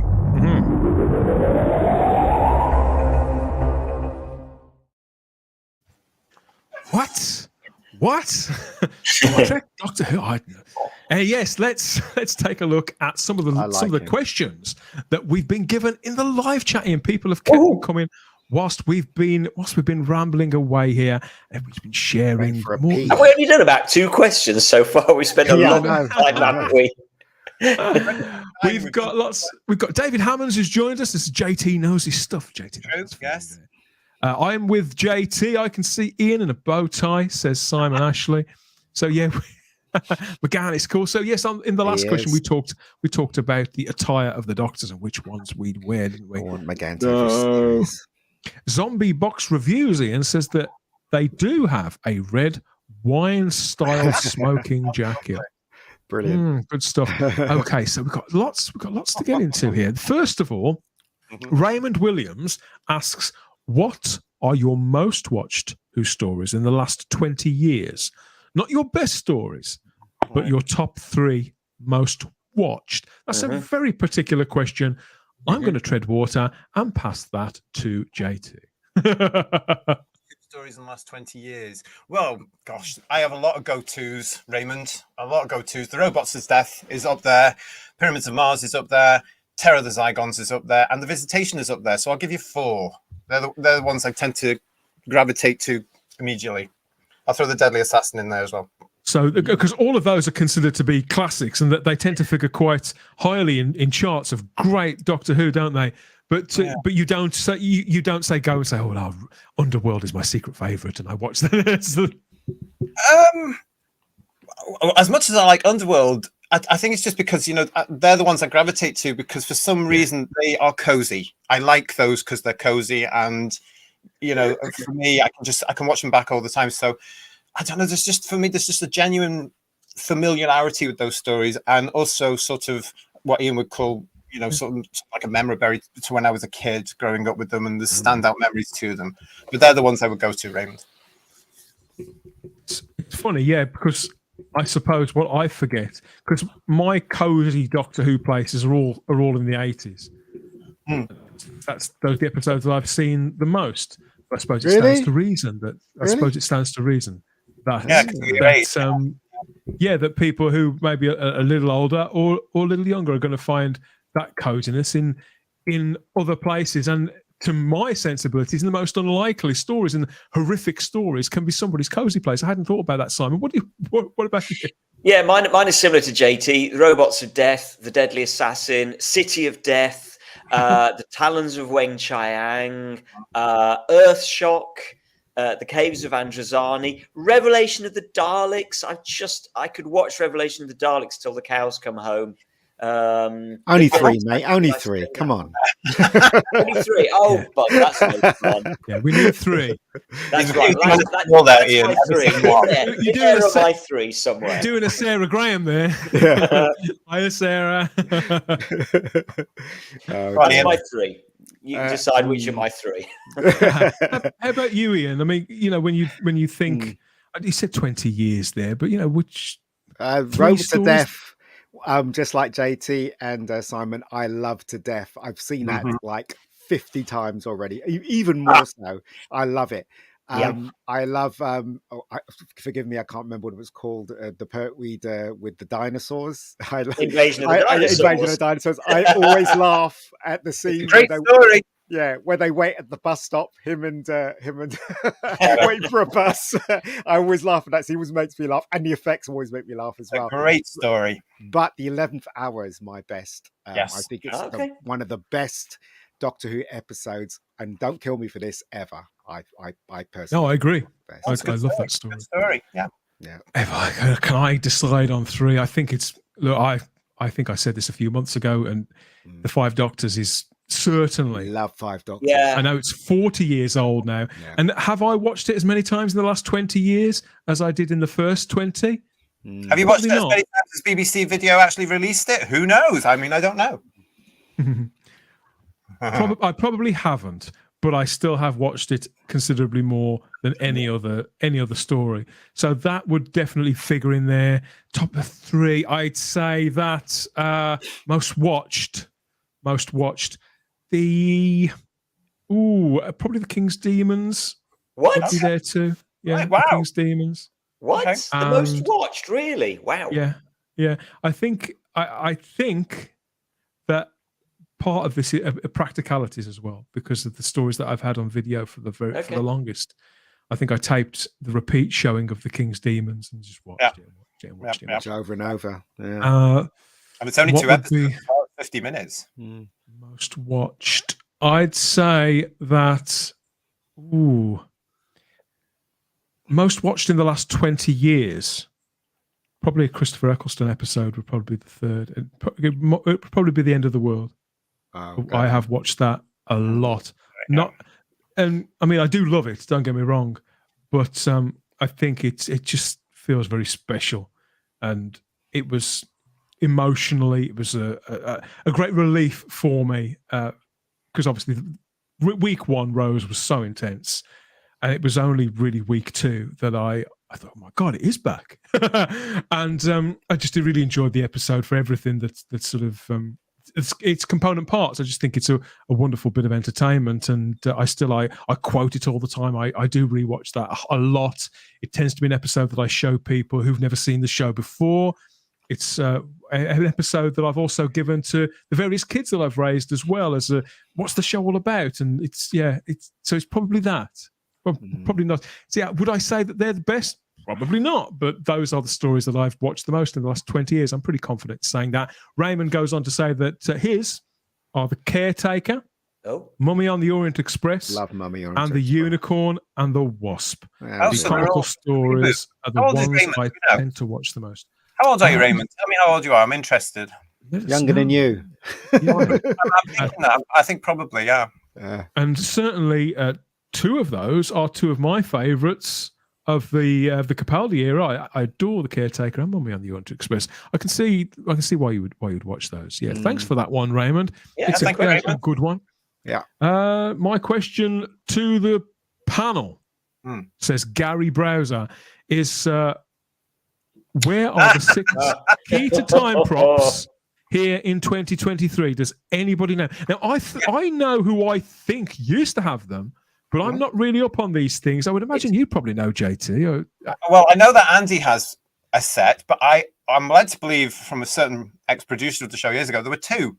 There were 2 sets. Yeah. So I know that I'm sure Andrew still has one set. And this the second is Andrew one, Beach. Andrew Beach, sorry, yeah. Hi. That's who I thought had got it. One complete key to time. I am sure the second one was sold in the late 90s as an auction, so that's probably gone into somebody's private hands. I'm sure it.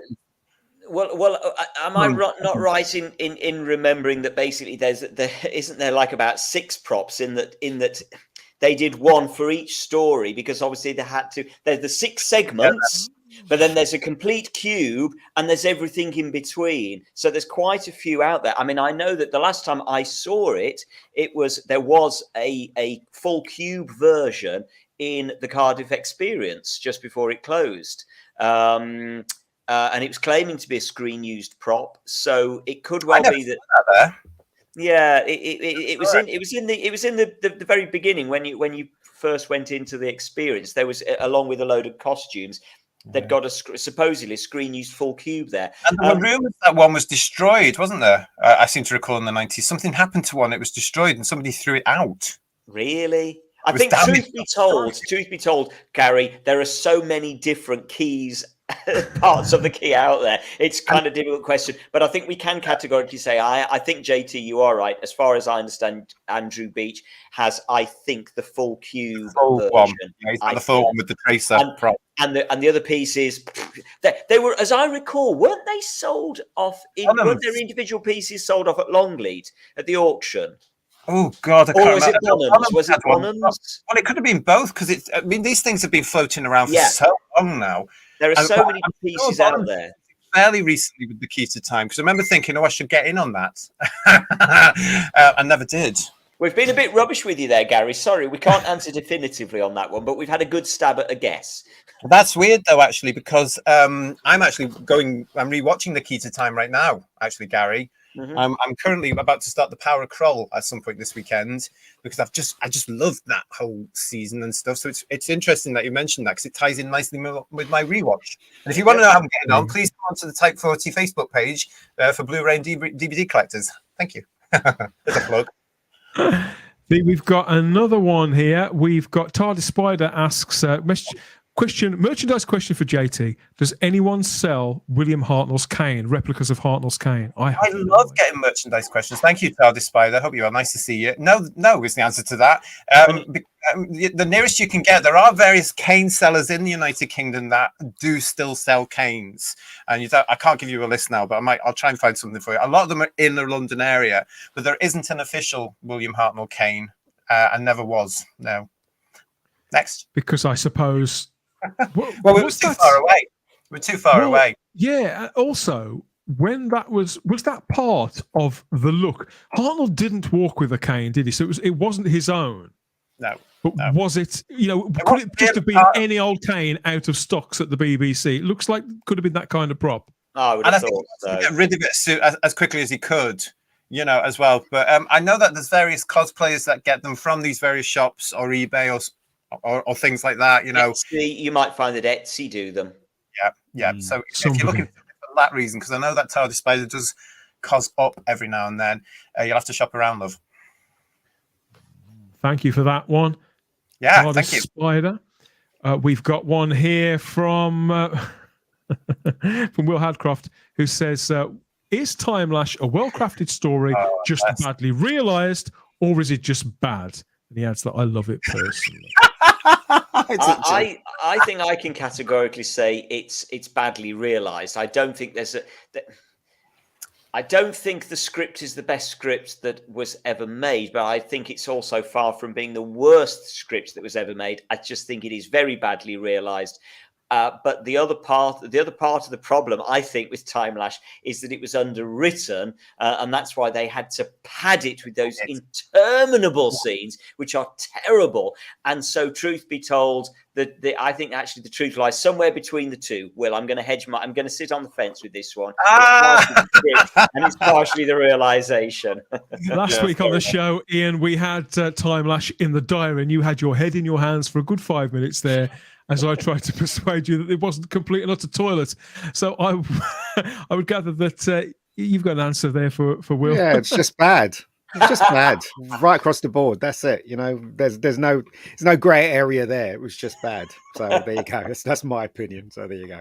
I think it's on the page. I think it's a really serviceable, average little sci-fi yarn.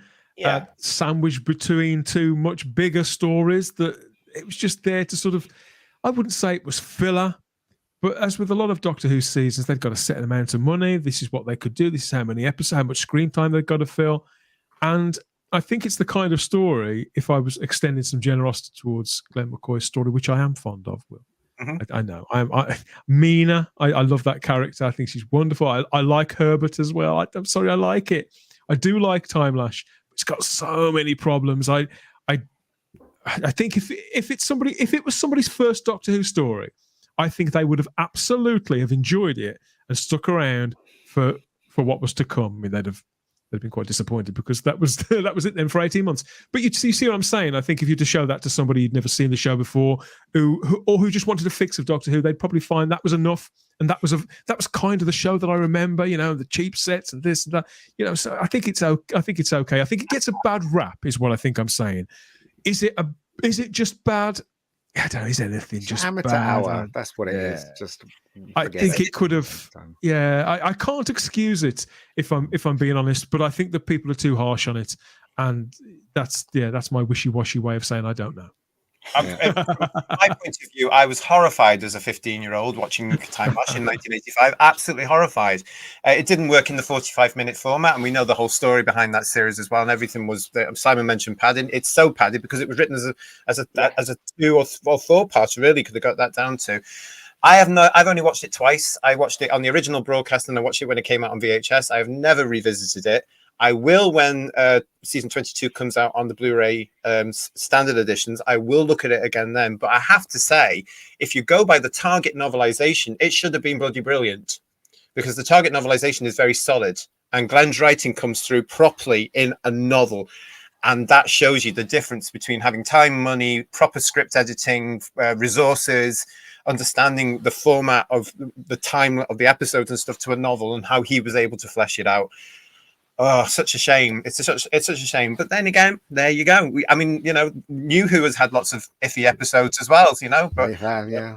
so yeah, I suppose you have to look at the tinsel walls with some sort of campery. I don't know. Oh, I've just made a new word there, campery. I think I'll trademark that. So yeah, the campery is next to the refectory on the on the campus. Yeah, and I am the camp leader. Say nothing. You mentioned the target book. You mentioned the target book there. That leads quite nicely into our next question. This one comes from the Primord Infectant, who asks us, what target book do you recommend? Which target book do you recommend?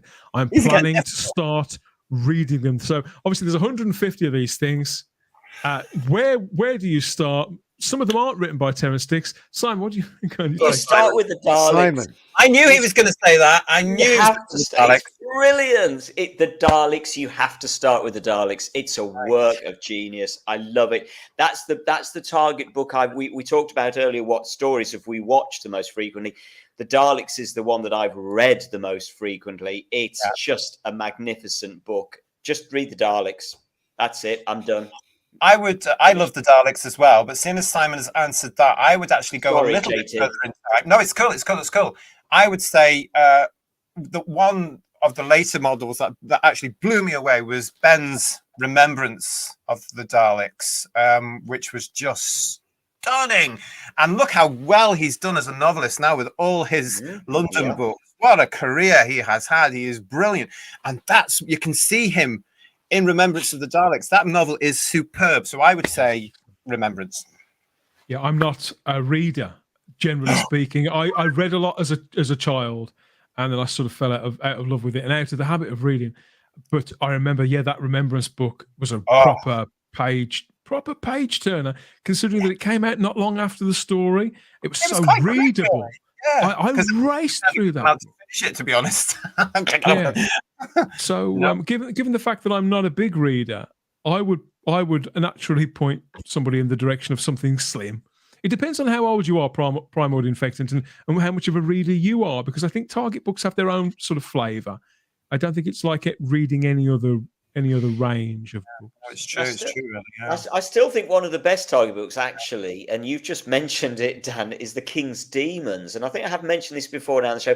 The book of The King's Demons is absolutely superb. It's brilliant. Terence Dudley wrote that himself, didn't he? He wrote the novel himself. He did. And it's really, really good. So I would highly, highly recommend, ironically, The King's Demons. And I never thought I'd say that. But yeah. It's a case of you can actually see what they wanted to do and couldn't because of the times they were making the show in and what's been. I mean, again, I loved The King's Demons as well. Couldn't believe all the stuff, thinking this should have been in the show. But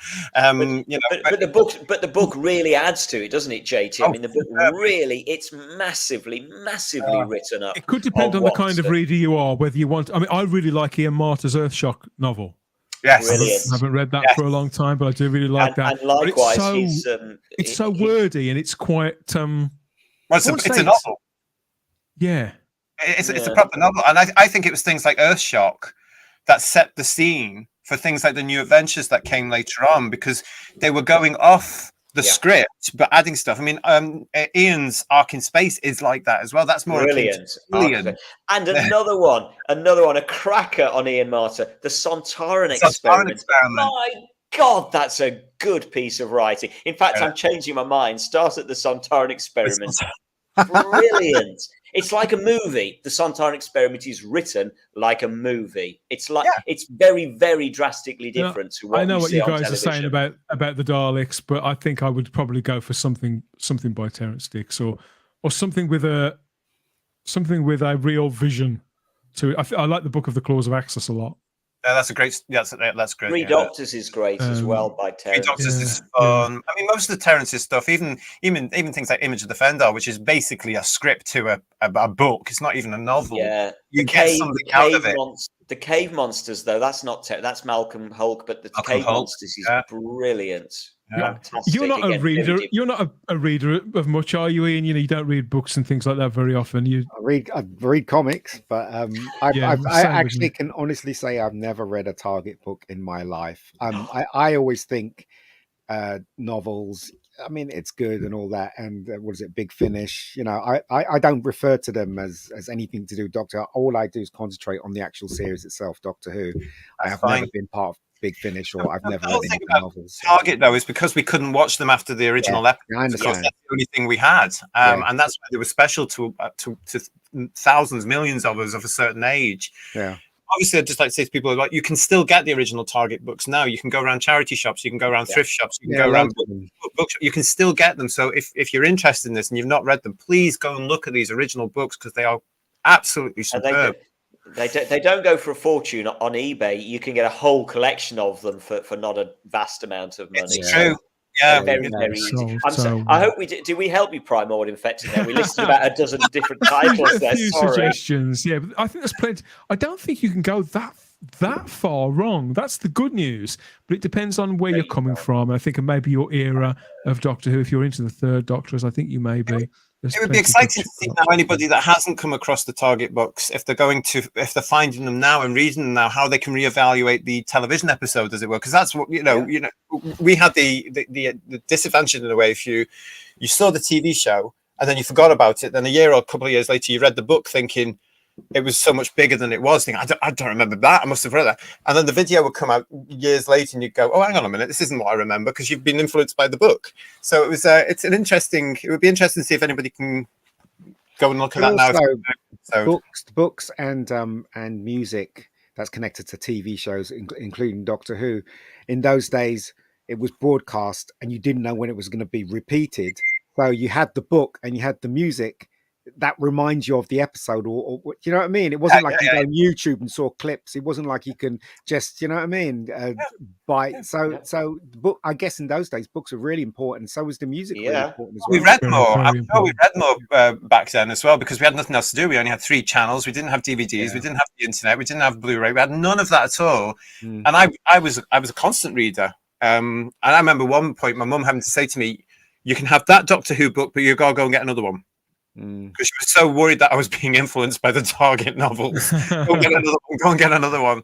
You can't just read that. I used to get 2 books. Well, we've got a question in the chat here, and I think it could be directed at you. But before we get to it, I just want to mention that this person has been in the news this week. So we've got, so Hugh Grant was at the Oscars party. And this interview that Hugh Grant sort of stumbled into went absolutely viral. I mean, it was cringe-inducing and yet very funny at the same time. Garbage asks, well, is Hugh Grant in the upcoming specials? As a rounded question. But obviously Hugh Grant, I think he proved this week why he is aging very gracefully and very funnily. I mean, again, his politics and mine are poles apart, but I appreciate his sense of humor. I appreciate the way he conducted himself during this. I thought was so deadpan, so funny. I really, really do love Hugh Grant. Even when he was in his prime and people were slagging him off and he did that prostitute and all that, I still think today that he is one of the funniest actors Britain's ever produced, in my opinion. And the way he handled that woman on the Oscars was absolutely outstanding. He didn't put up with no nonsense. When she asked him what he was wearing, he's like, well, she's just out of my wardrobe. It just kills me. The guy's so funny. And when obviously she just wanted to dismiss him, and he wandered around the mic, he didn't know what to do with the mic. I thought that was absolutely hilarious. I love this guy. I think this guy should have been the Doctor. What can I say? Well, Ian, earlier on we were talking about great British character actors, and it doesn't have to be people of a particular age necessarily, but they've got to have it. They've got to have that, whatever it is. And he's got it in spades. He has. He will always be the one that got away. Yes. And you know what, right? Seriously, if you have not watched Paddington 2, he is the funniest thing about that movie. That movie made me laugh so much because of him. It's that ending as well, isn't it, in Paddington 2, Ian, where the character gets to do what he's always wanted to do. In jail, Hilarious. I love that guy. His timing is beautiful. Absolutely stunning. If there was one person I wanted to meet out of all the actors in England, it would be him. I would love to meet him because he's so funny. I think he's brilliant personally. But, that's just me, right? So, anyway. He's great. Yeah, great question. Thank you for that one. What else have we got? I think got the Is the live chat still? The live chat seems to have completely It's still stopped. live. Yeah, Stop are they it. still They're live? often live on Don't know what- YouTube. Yeah, it's still live on YouTube. We just can't see it for some reason at our end unless you go onto YouTube. The Yeah, live so chat is w- recorded. We've actually recorded the live chat, and we're coming back to it later. Yeah, so apologies if you are trying to get another comment through to us. Live comments have stopped for some reason or But they another are a on little while YouTube. ago. They're still going on YouTube. Thank Yeah. you. Yeah, they're still pedal going. pedal faster, boys. They're still going. Okay. We have more. We've got more. So Jack Thursby asks, Yep. you get to go back and cameo in an episode of Doctor Who. Oh my god. Oh, Which one do you turn up at? Oh my god. Ooh. Set do you turn up to? Well, we should have had that question before the break so we can think about it. That's a tricky one. I would love Oh, to be. I would love to be in I know mine. Robots of Death. And I I'd think love Paul to be Murray one of the probably knows guys what I'm in about to say. Robots of Go on. Death. Yeah, but Just Ian, to you'd see get Leela. you'd get bumped off, mate. You'd probably I know. become a I don't victim care. of Just to old, see Leela. I think I would also want Robots of Death for different reasons. I'd want the costumes, quite frankly. Right, okay. You get to relax on that. Yeah. I want Zilda's outfit. That's what I want. You get to throw down on that leather sofa that sort of goes up in blocks like that. Just chill out. Yeah. Yeah. What's yours then, Dan? I know what yours is. Let me guess what yours is. Nightmare of Eden. No, but Oh, I would love to clamber on to that bus with Mel in that tiny little skirt and head off to Barry Island in the 1950s, and I'd be entering the hula hoop competition with Murray, and all that. It would be fantastic. I would be there in Delta and the Bannermen, specifically episode 1. So specifically episode 1, when they're at the dance there, and Kev McCulloch's there with his band, and the Doctor's there dancing. With Dan, Ray. Stop it now. Oh. Stop it. You're being silly. Mel versus Leela. I'm sorry, but that doesn't make any sense. Come on. No one was more surprised than me, but Bonnie does look great in that skirt. I got to be honest. I love Bonnie. I love Bonnie. She liked me.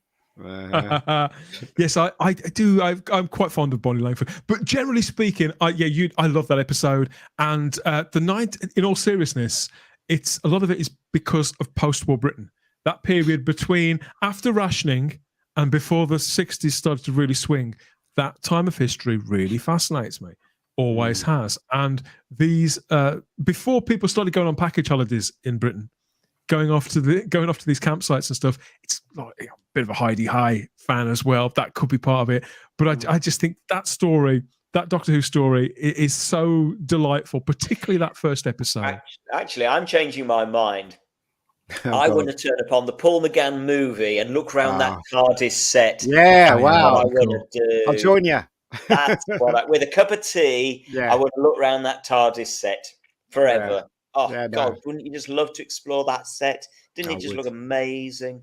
There's a That's what I special want to do. feature on the DVD, which is Philip Siegel walking around the set, That's right. opening some of the drawers and things like that. And there's so much in there. You think, oh, why didn't we get to explore this? Why didn't we get to see it?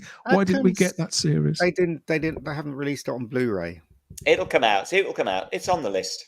It's it's out as a single disc know. Blu-ray. Yeah, but And it looks they'll do a full impeccable. Blu-ray release of it at some I point. think the plan is to. I mean, we spoke to Chris Chapman on the show quite a long time ago, and he was very keen on looking at that and getting to the new series as well, and giving them the special edition box set treatment. And so it's possible we'll get another version of the TV movie. Yeah, we I will. know that I'm not there are still things that were cut out of it that haven't seen the light of day, and I know that people, that Chris and various others who work on the Blu-rays would want to get hold of that. Whether Universal would give it up or not, heaven knows. But I know that's a great answer, Simon. Yeah. All right. There we go. Good stuff. Another one taken care of. Yes, we've got one here. This is from. Do you know what mine? Oh, I thought you you answered the question there. You're looking contemplative. What's yours? Very quickly, I've had the time to think there about which crowd scenes I would go into, and I think it would have to be, simply because of who you'd be working with, it would have to be the crowd scenes in the Mask of Mandragora with Liz and Tom. I would love that. Oh, yeah, that'd be nice. That's such a beautifully made story, isn't it? It all looks Yeah. Yeah. I know I've even what played you mean. that one. I don't know, but yeah, there's something in that. Yeah. I mean, there are others with, there's plenty, to tell you the truth. But I think my ultimate happy place would be Barry Island. Back in 1987. I went to Barry when Island they with the filmed family. My God, it was terrible. I'm sure. It really was awful.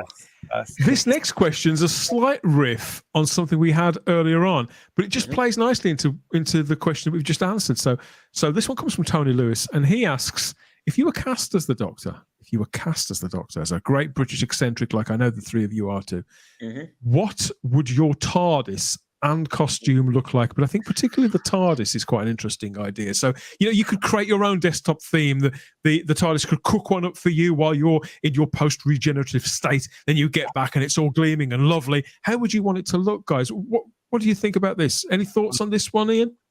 I thought about this a lot, actually, when I was a kid. And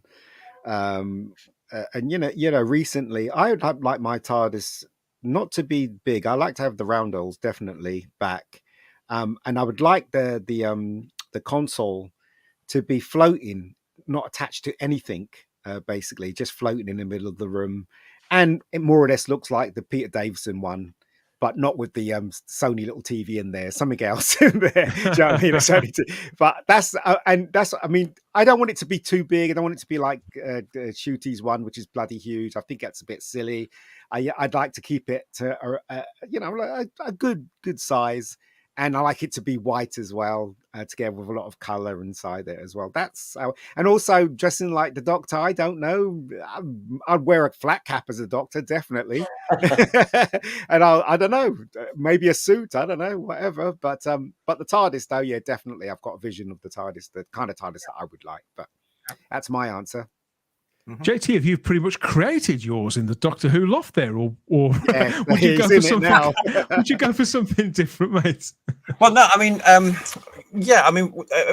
TARDIS wise, I would have a police box that actually looks like a police box for a start.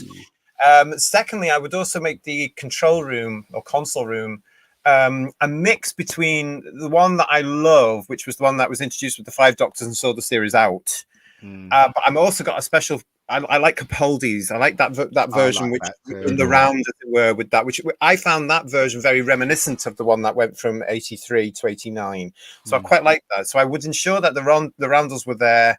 I would have more of those things where occasionally the thing would pop off and there's a load of circuitry behind it as well. I would do that. I would have it the off-white. So I wouldn't have it gleaming white, but it would be the warm off-white. And I would bring back the big heavy doors, not the police box doors. I don't like the heavy doors. As when it comes to what I would have my Doctor wearing, it would be very much based on my philosophy that the Doctor is a time traveler. He is out of time wherever he goes. He thinks he understands human, but gets it wrong. So therefore, again, it would depend also on the actor's capability of movement, how they carry themselves, their own input. But I would love to have the Doctor back in a period recognizable sort of thing, even if it's the silhouette. I'm not talking McGann-esque or William Hartnell-ish, but I would like to see what an actor could wear and how it could be played with. But it would very much depend on who I would cast as the Doctor as well. Well, I think the question was, if we were the Doctor, if we were actually playing the part. Oh my God. What I wear during the normal day. I mean, I'm just if I was the Doctor, if I got the role of the Doctor now, I would probably do something in period. I'd like to see the Doctor back as I say, as a time traveler that's got it wrong, really, and yeah, that's how I would do it. Oh, this is a difficult question, because I would be somewhere.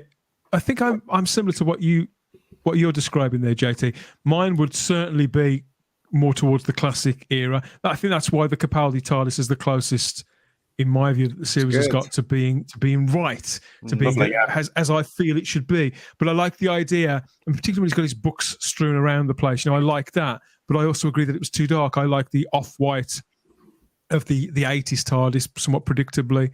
So I'd probably do that. But I think it would have to. Dan, but I think it would have to look it would have to be a bit more comfortable as well. So I'd want a few more soft furnishings. I like the idea of having a sofa you can throw down on. I'd want more view screens. I'd basically want a TARDIS like man cavey. And go on, sorry, mate. Wasn't that TARDIS?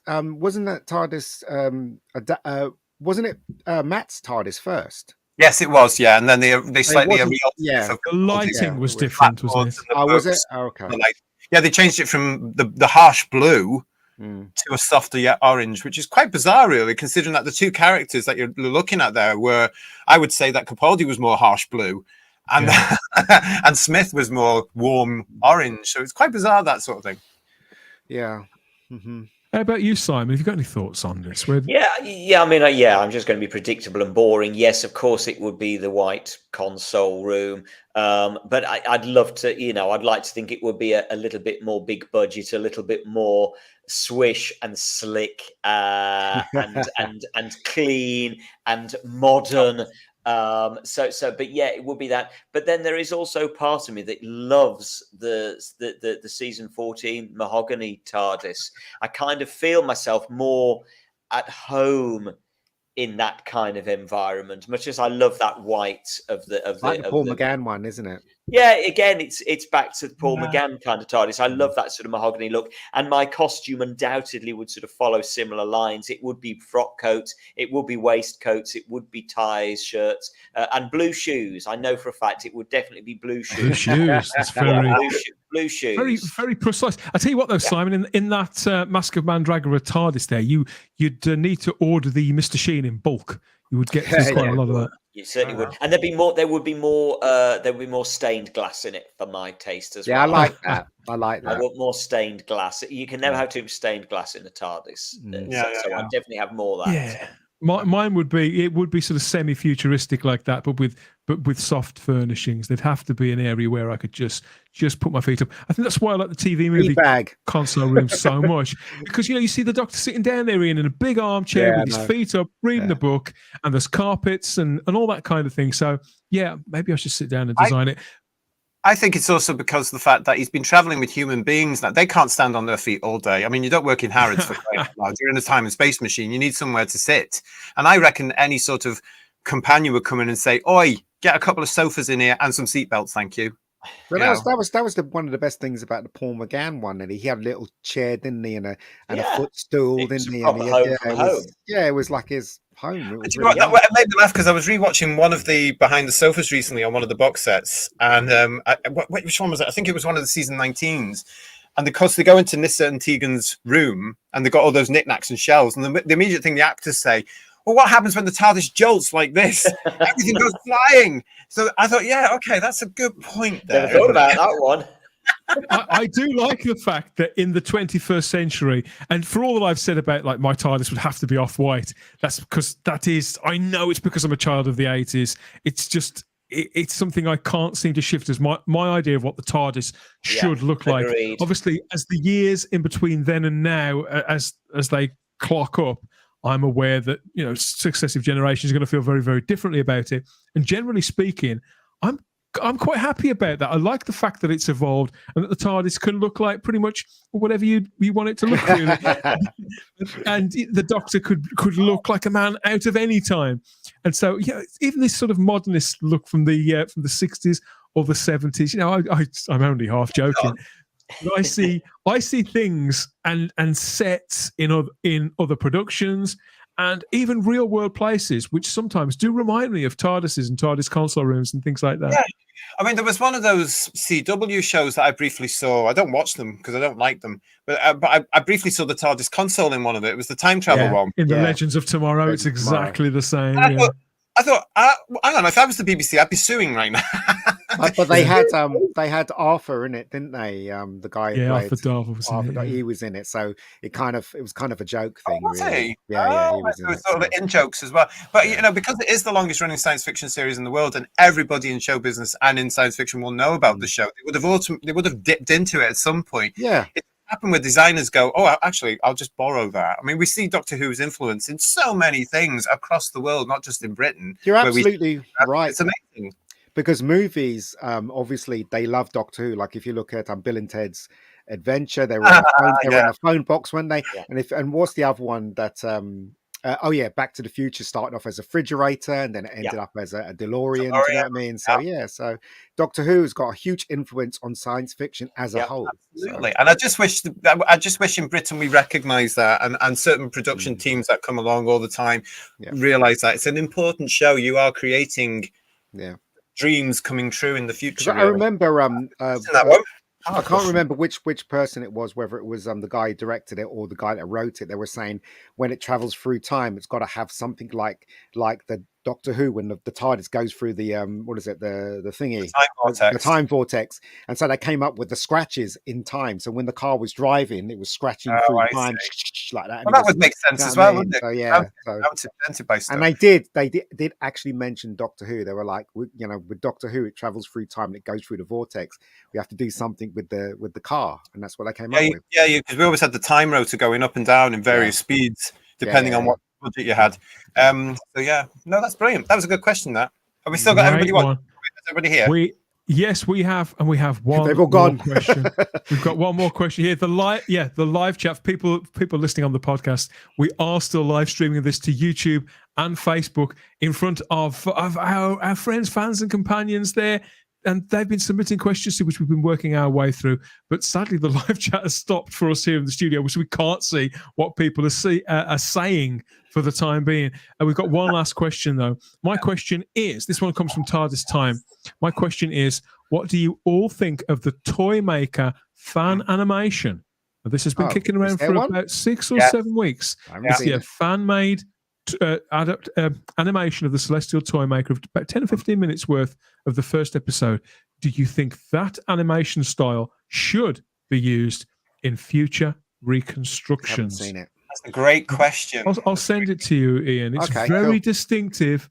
It's quite high end, I think. It's nicely done, nicely thought through. The likenesses are decent. I think obviously it would need some work to be broadcast standard, maybe even release standard, but it's very promising and very creative. And to say it's a fan project, I do get the feeling watching that we are looking at the work of someone, an individual who absolutely has a future in this industry, but absolutely the arrow is pointing in the direction of where these things probably need to go to be affordable and to still keep the flavor of the stories. You've seen this one, I take it then, JT, from the I've seen both episodes and I love them. I think they're fantastic, but how I'm looking at it is that style fits that story. I can't see that particular style fitting others, but with the Celestial Toymaker being a little bit off the wall, a little bit wacky, I think it suits the soundtrack we've got perfectly. I don't know. You're mentioning that it needs to be a bit more tidied up for commercial. I think if it goes, that sort of animation needs to go onto other stories. I do think it needs to be a bit more solid and a little bit more tidy so that it's broadcastable and it's commercially available. But for the Celestial Toymaker, it's brilliant and I love it. Very idiosyncratic. Have you caught this, Simon? Well, I vaguely was aware of it when it first came out, but I'm literally looking at it as we're talking now because I've just found it on YouTube while we've been talking about it. So I'm literally watching it while we're talking about it. I have to be honest, it's pretty fantastic. I must be honest, it's incredible. And I Celestial Toymaker. I disagree. I disagree that it would need cleaning up for release. When I look at what has been put out on Blu-ray and a lot of money is being charged for, no, this is way better than most of the stuff that is currently being commercially released by BBC Studios. So actually, no, I just release it as it is and give these people some work instead of the people who are getting the jobs at the moment. Do you think that they should embrace a fan stuff, especially if it's good, and put them on the Blu-rays? Obviously, only if it's good. Obviously, because I'm sure that they wouldn't mind. They say if BBC says to them, "Well, we like your stuff so much, we want to put it on the next Blu-ray or whatever," but you won't get paid, but your work will be seen. I'm sure they would agree. Do you know what I mean? Embrace the fans, I wouldn't want that. I must admit, Ian, I would disagree. I think they should be paid, and I think they should be. Because you've got fans running the whole show and have done now for 15, 16 years, whatever it is. And I wouldn't want that two-edged thing to be able to say, well, look, just because you're coming from here and here and here, we're not going to pay you. I think they should pay them, and I think they should invest with them and give them a bloody job. And this guy, especially that's done Celestial Toymaker, what I'm saying there, Simon, with that one is just, that one's released on that one, but I couldn't live with that style for all the missing episodes. I think it fits the Celestial Toymaker beautifully because as I say, it's a wacky it's slightly surreal. Yeah, but I couldn't watch it if we were in the Himalayas, for example, or Marco Polo, which I think needs to be a little bit more bolder, a little bit more lush, if you know what I mean. Yeah, I do know what you mean. It's quite stark. Yes, it's quite stylized. What I'm seeing in this Celestial Toymaker, you're right, it's quite stylized. But the quality of the animation, of what I'm seeing, is pretty fantastic. I have to say. It actually, I must be honest, if I was the people who have done certain of the Blu-ray animations out of there, mentioning no names, I'd be looking at that thinking, oh, mine suddenly looks quite shoddy. But you know as well as I do that certain people aren't going to be looking at things like that because they're too far looking at other people's asses. Couldn't possibly comment. Moving on. There's something for you to bookmark and catch later, Ian. It's I will. I will. Things are coming on, and new creatives are entering this sphere. It seems like every other week. It's the young kids that are really good at computers and animation and what is it,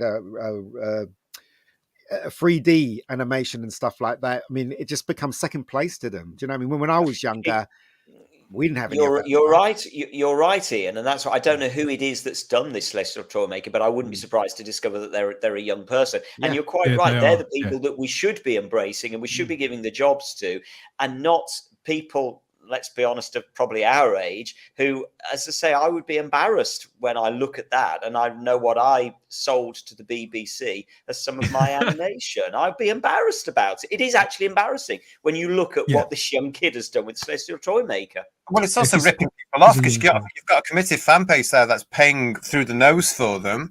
And you're providing that quality. And yet this young man's come along and said, well, I've done this as a fun job, as a hobby, going to stick it on my YouTube channel, and it's amazing. Everybody just goes, "Oh my goodness, look at this!" And it's interesting that he started with Celestial Toymaker as well, because I just find that quite unique. What a strange I don't know whether I'd call it a labour of love or a moment of inspiration, but I think you're right. I think it has shamed certain projects that have been delivered to us on disc in the recent future, and maybe a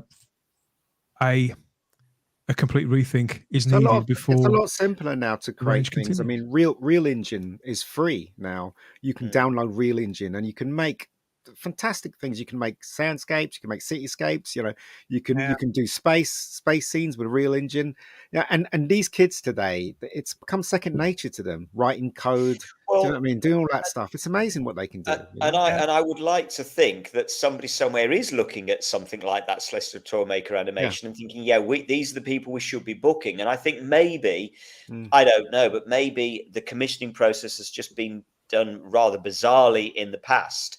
Where they are going out to certain people and giving these projects to them without any idea of what kind of quality they're going to come up with, when what they should be doing is just looking for the people who are talented and saying, we'll book you. Thank you very much. It's all politics, mate.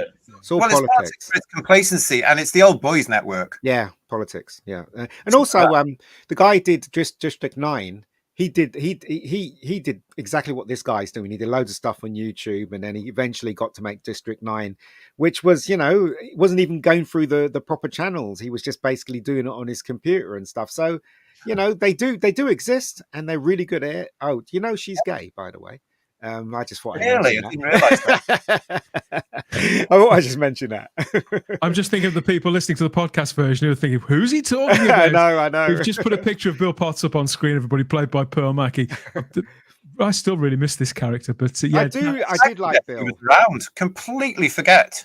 I about did that one? like Bill. I did like Bill, but I just didn't like the way where they pushed her. I thought those two were really good. That companion and that doctor, both of them deserved better, in my opinion. Especially Peter. That's what I think. But I thought they were really lovely together. Whenever I see them together, and you see pictures of them at another rabbit hole. See pictures of them at premieres and things like that, and they just look so happy in one another's company. And that's nothing against the relationship that I'm sure that you got on with Jenna as well. But I don't know. He just seemed very paternal towards Pearl. I don't know. There's just something that just feels really natural and right about it. And I would love to have seen more of them. Yeah. Anyway, yes, thank you for all those fantastic questions here on Ask Us Anything Round 5. There's going to be a round 6. You know there is. So yes, we love please these look out for questions. that. We love them. Keep them coming. Very popular shows. And obviously we do try and answer everybody's questions on regular shows too. But often we have particular themes and certain topics that we're covering. But the social medias and everything, they're always open for your questions. And there could be more shows like this coming your way here on the channel. So please like the video, subscribe to the channel, check you're still subscribed because YouTube can be naughty like that, and hit the cloister bell to get all the notifications about what's coming next and when here with Type 40 Live and the Type 40 podcast. Let's round off, I think, with a last look at the view screen and a couple of pretty pictures there as a palate cleanser. As a palate cleanser, yeah. There's always something worth seeing. I mean, first of all, to heat my affection for Verity Lambert and say happy Mother's Day for the mother of Doctor Who in the anniversary year. It's Mother's Day here in Britain this Sunday. Don't panic, Americans. I think yours is a good 2 or 3 months into the future. But yeah, I think of these people, Verity, Barry Letts, JNT, all these creatives who put this show together, these episodes that we talked about, a few of them tonight. Episodes that I watch over and over and over again. It's all down to them, and specifically down to her. The show would not have happened without her. I think even more so than Sydney Newman myself. But yes, there we go. We'll be looking at Verity's contribution definitely later on in the anniversary year. I can guarantee that. Okay, let's look at a couple of pretty pictures, shall we? Firstly, I just talked about Clara, and here she is in a mini form, courtesy of Kate Haynes. This is her tiny Clara there with the party hat on. I think that was from the episode. Was it from last Christmas where the Doctor goes to Christmas dinner? Yeah, I think so. I don't know. The time of the Doctor, she had a Christmas hat, didn't she, with Matt? Was it time of the Doctor? Yeah, where he went to her house and he was naked. All that nonsense. Yeah, but I think that but people are good with fabrics, textiles, and all that kind of thing. I just think it's a fantastic skill to have. That's brilliant. Capture the character like that. It's just lovely stuff. I think Kate has got an Etsy shop. You can go and find that, and I bet she does some other Doctor Who characters. Who knows? If Clara's your favourite, you can go. I'm not really sure if it's a practical purpose. Maybe you can put on a key ring or something like that. But it's just the expression on her face and the way that the Christmas party hat is on slightly wonkily. I don't know. I just really like that. Yeah. And looking at the classic series, how about this one from Minifig Who? Now we had something a couple of weeks ago which was in cardboard, and this is in plastic. This is a custom Lego of the early 1970s, back in the laboratory at Unit HQ. Oh my God, that's brilliant! Just look at the detail there. That is fantastic. Can I just check? Is this a genuine model, or is it digital? Just a digital model? Or is it digital? It's still incredible. I'm not sure. I'll be honest. I'm not sure. It could be either, couldn't it? Let's be honest. I think it probably is digital, but you never know. I think it is digital. But we've got Liz Shaw there. We've got Joe Grant and the Brigadier and various contraptions there from a few Doctor Who stories. And I believe I can see in the corner next to the TARDIS, Ian, that little bloke who scared the life out of you in Terror of the Autons there. Oh, yes. Yellow hands. Yes. The big white phone that turned into an Auton device. I think that's there too. It's got to be digital because I don't believe that they have Legos No. like that. They don't have that particular Lego set, but Lego is so so expansive now. You could actually physically do it, and there were bits that you could use. I mean, that TARDIS looks like it could be from that one. Yeah. It But could you can be match with them now. It's possible that they built a physical set and they've put I would think digital. so. It looks like yeah. Yeah, I mean, it looks like, and also you had other bits and pieces from the character options builds as well, which came out. Great, though. Every time I look at it, I see something different. The pub sign from the Demons is there along the bottom in front of the Brigadier. You got a blueprint, a sort of a working drawing of the Whomobile next to Joe Grant on the desk. Lots of little things like that, and a wanted poster with the Master on it in the hallway. So this, you can go and catch Mini Fig Who. They're up on Twitter. And there's lots of stuff like this. Real. I don't think it's a computer generated thing. I think it's real. We need to know, Mini Fig Who, if you're watching, we need to know this. Yeah. What else? Oh, yeah. Back to the present, I should say, the future. This one is the work of Joe Cook. We've had Joe's work on the show before. And he's gone into the future and looked at the 15th Doctor here. So we've got Ncuti Gatwa as the Doctor in this bit of computer generated art, and nicely done. He's kept the orange theme, even though it's the second of the costumes that we've been offered so far. And again, I suppose, and this is no slight on Joe, he's brilliant at what he does. But we do see a lot of computer generated artwork in this gallery section, and I do like it. But you think, okay, you've seen one, you've sort of seen them all. But Joe has taken this to the next level here and been quite inventive with it, because he's imagined that he could turn this artwork into something commercial and to bring back the Battles in Time card game from the noughties, which I think probably would have been originally published when Joe was a little boy. I think he probably collected it back then.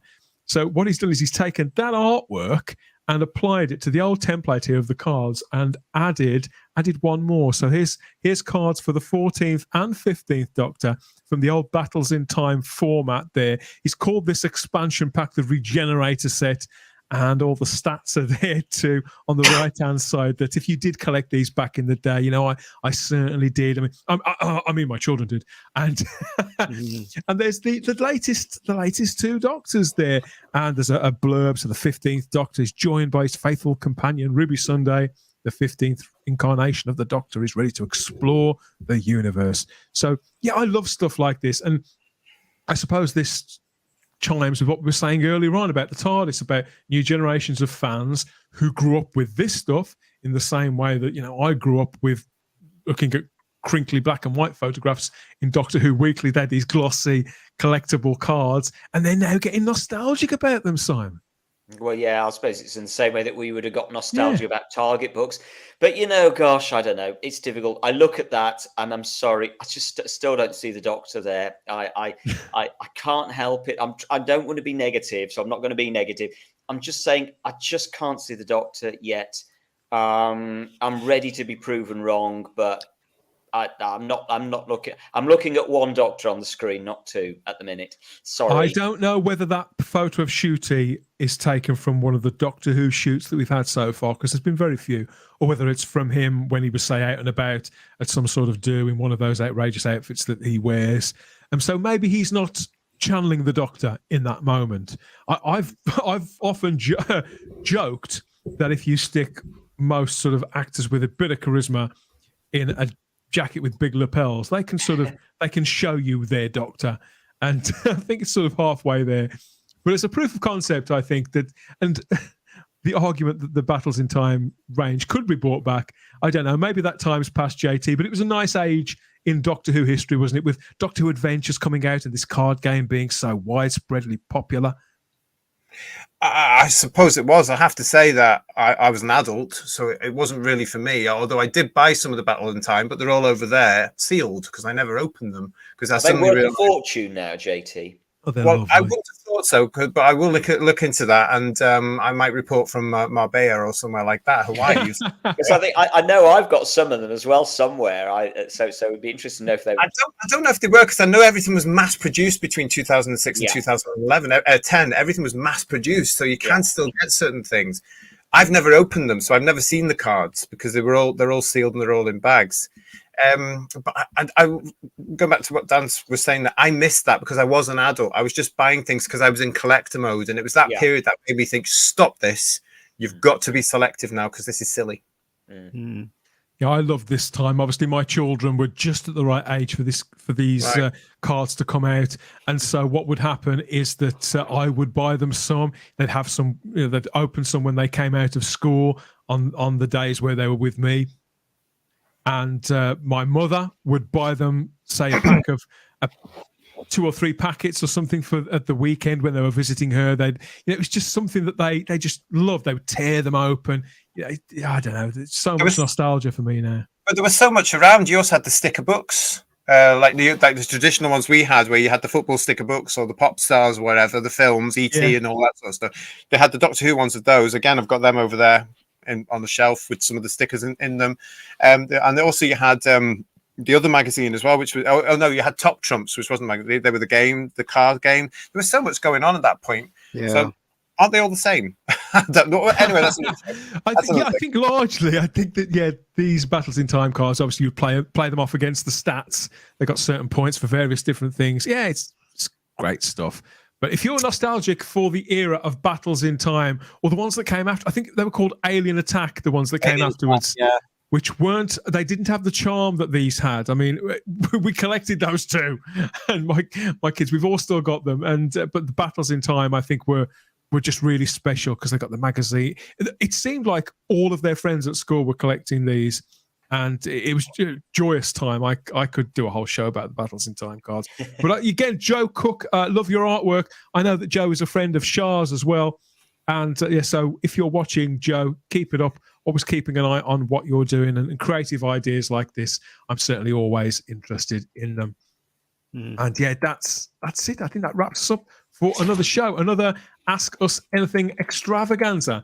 And if you'd like to send us some more questions, you can do that. It doesn't have to be one of these shows. For you to do that, you can do it through our social media, Instagram and Twitter at Type40 Doctor Who, or there's the Facebook page too. That's over there on Facebook. Just type Type40 into the field there, and you'll find our Facebook page where there'll be a feed of podcasts, various news and artwork and items, and all manner of other things. And that will lead you off to the 2 Type40 Facebook groups. So there's the Doctor Who group, our standard Doctor Who community, and there's our deep dive physical media group, the Type40 Doctor Who DVD and Blu-ray collectors group. So you can go into both and expand your mind, expand your geekiness there, and drop us some more questions too, and maybe we can do more of these shows because they are definitely fun. But I think that wraps it up now. It's anybody want supper? Anybody sickly for something? How's the cold holding up, Simon? Thanks for being here. I know you've battled through, mate. Oh dear. Every time the camera's gone off, it's because I'm afraid I'm blowing my nose. Sorry, folks. We'd never have guessed. Good to have you back there, JT. Jam tarts. Yes. I'll tell you. And Ian, I don't think I've seen you. Jam tart. I don't think I've seen Ian eat anything on this show, but there's a first time. There's a first time for everything. So yeah, the Facebook group or something. That's my kitchen. I remember. And just a reminder. Just a reminder that, if you are a fan artist, send us, and you'd like us to showcase your work, digital or traditional, we're interested. We want to see. Get in touch. You can send it through the social medias or join us in the groups and post it there by all means. We'll be all eyes and all ears. There'll be more of this coming up again soon. Of course, there will more Type40 Live, same time and space. Don't forget to check that you're still subscribed. Please like the video and subscribe to the channel. Thank you for all the comments over there in the live chat, even though we've had a couple of technical problems there. Thanks for sticking with us. But that's it for this time. We always have the time if you have the space here at Type40. But thanks, guys. We'll speak to you all next time. Bye-bye. Bye-bye. Bye.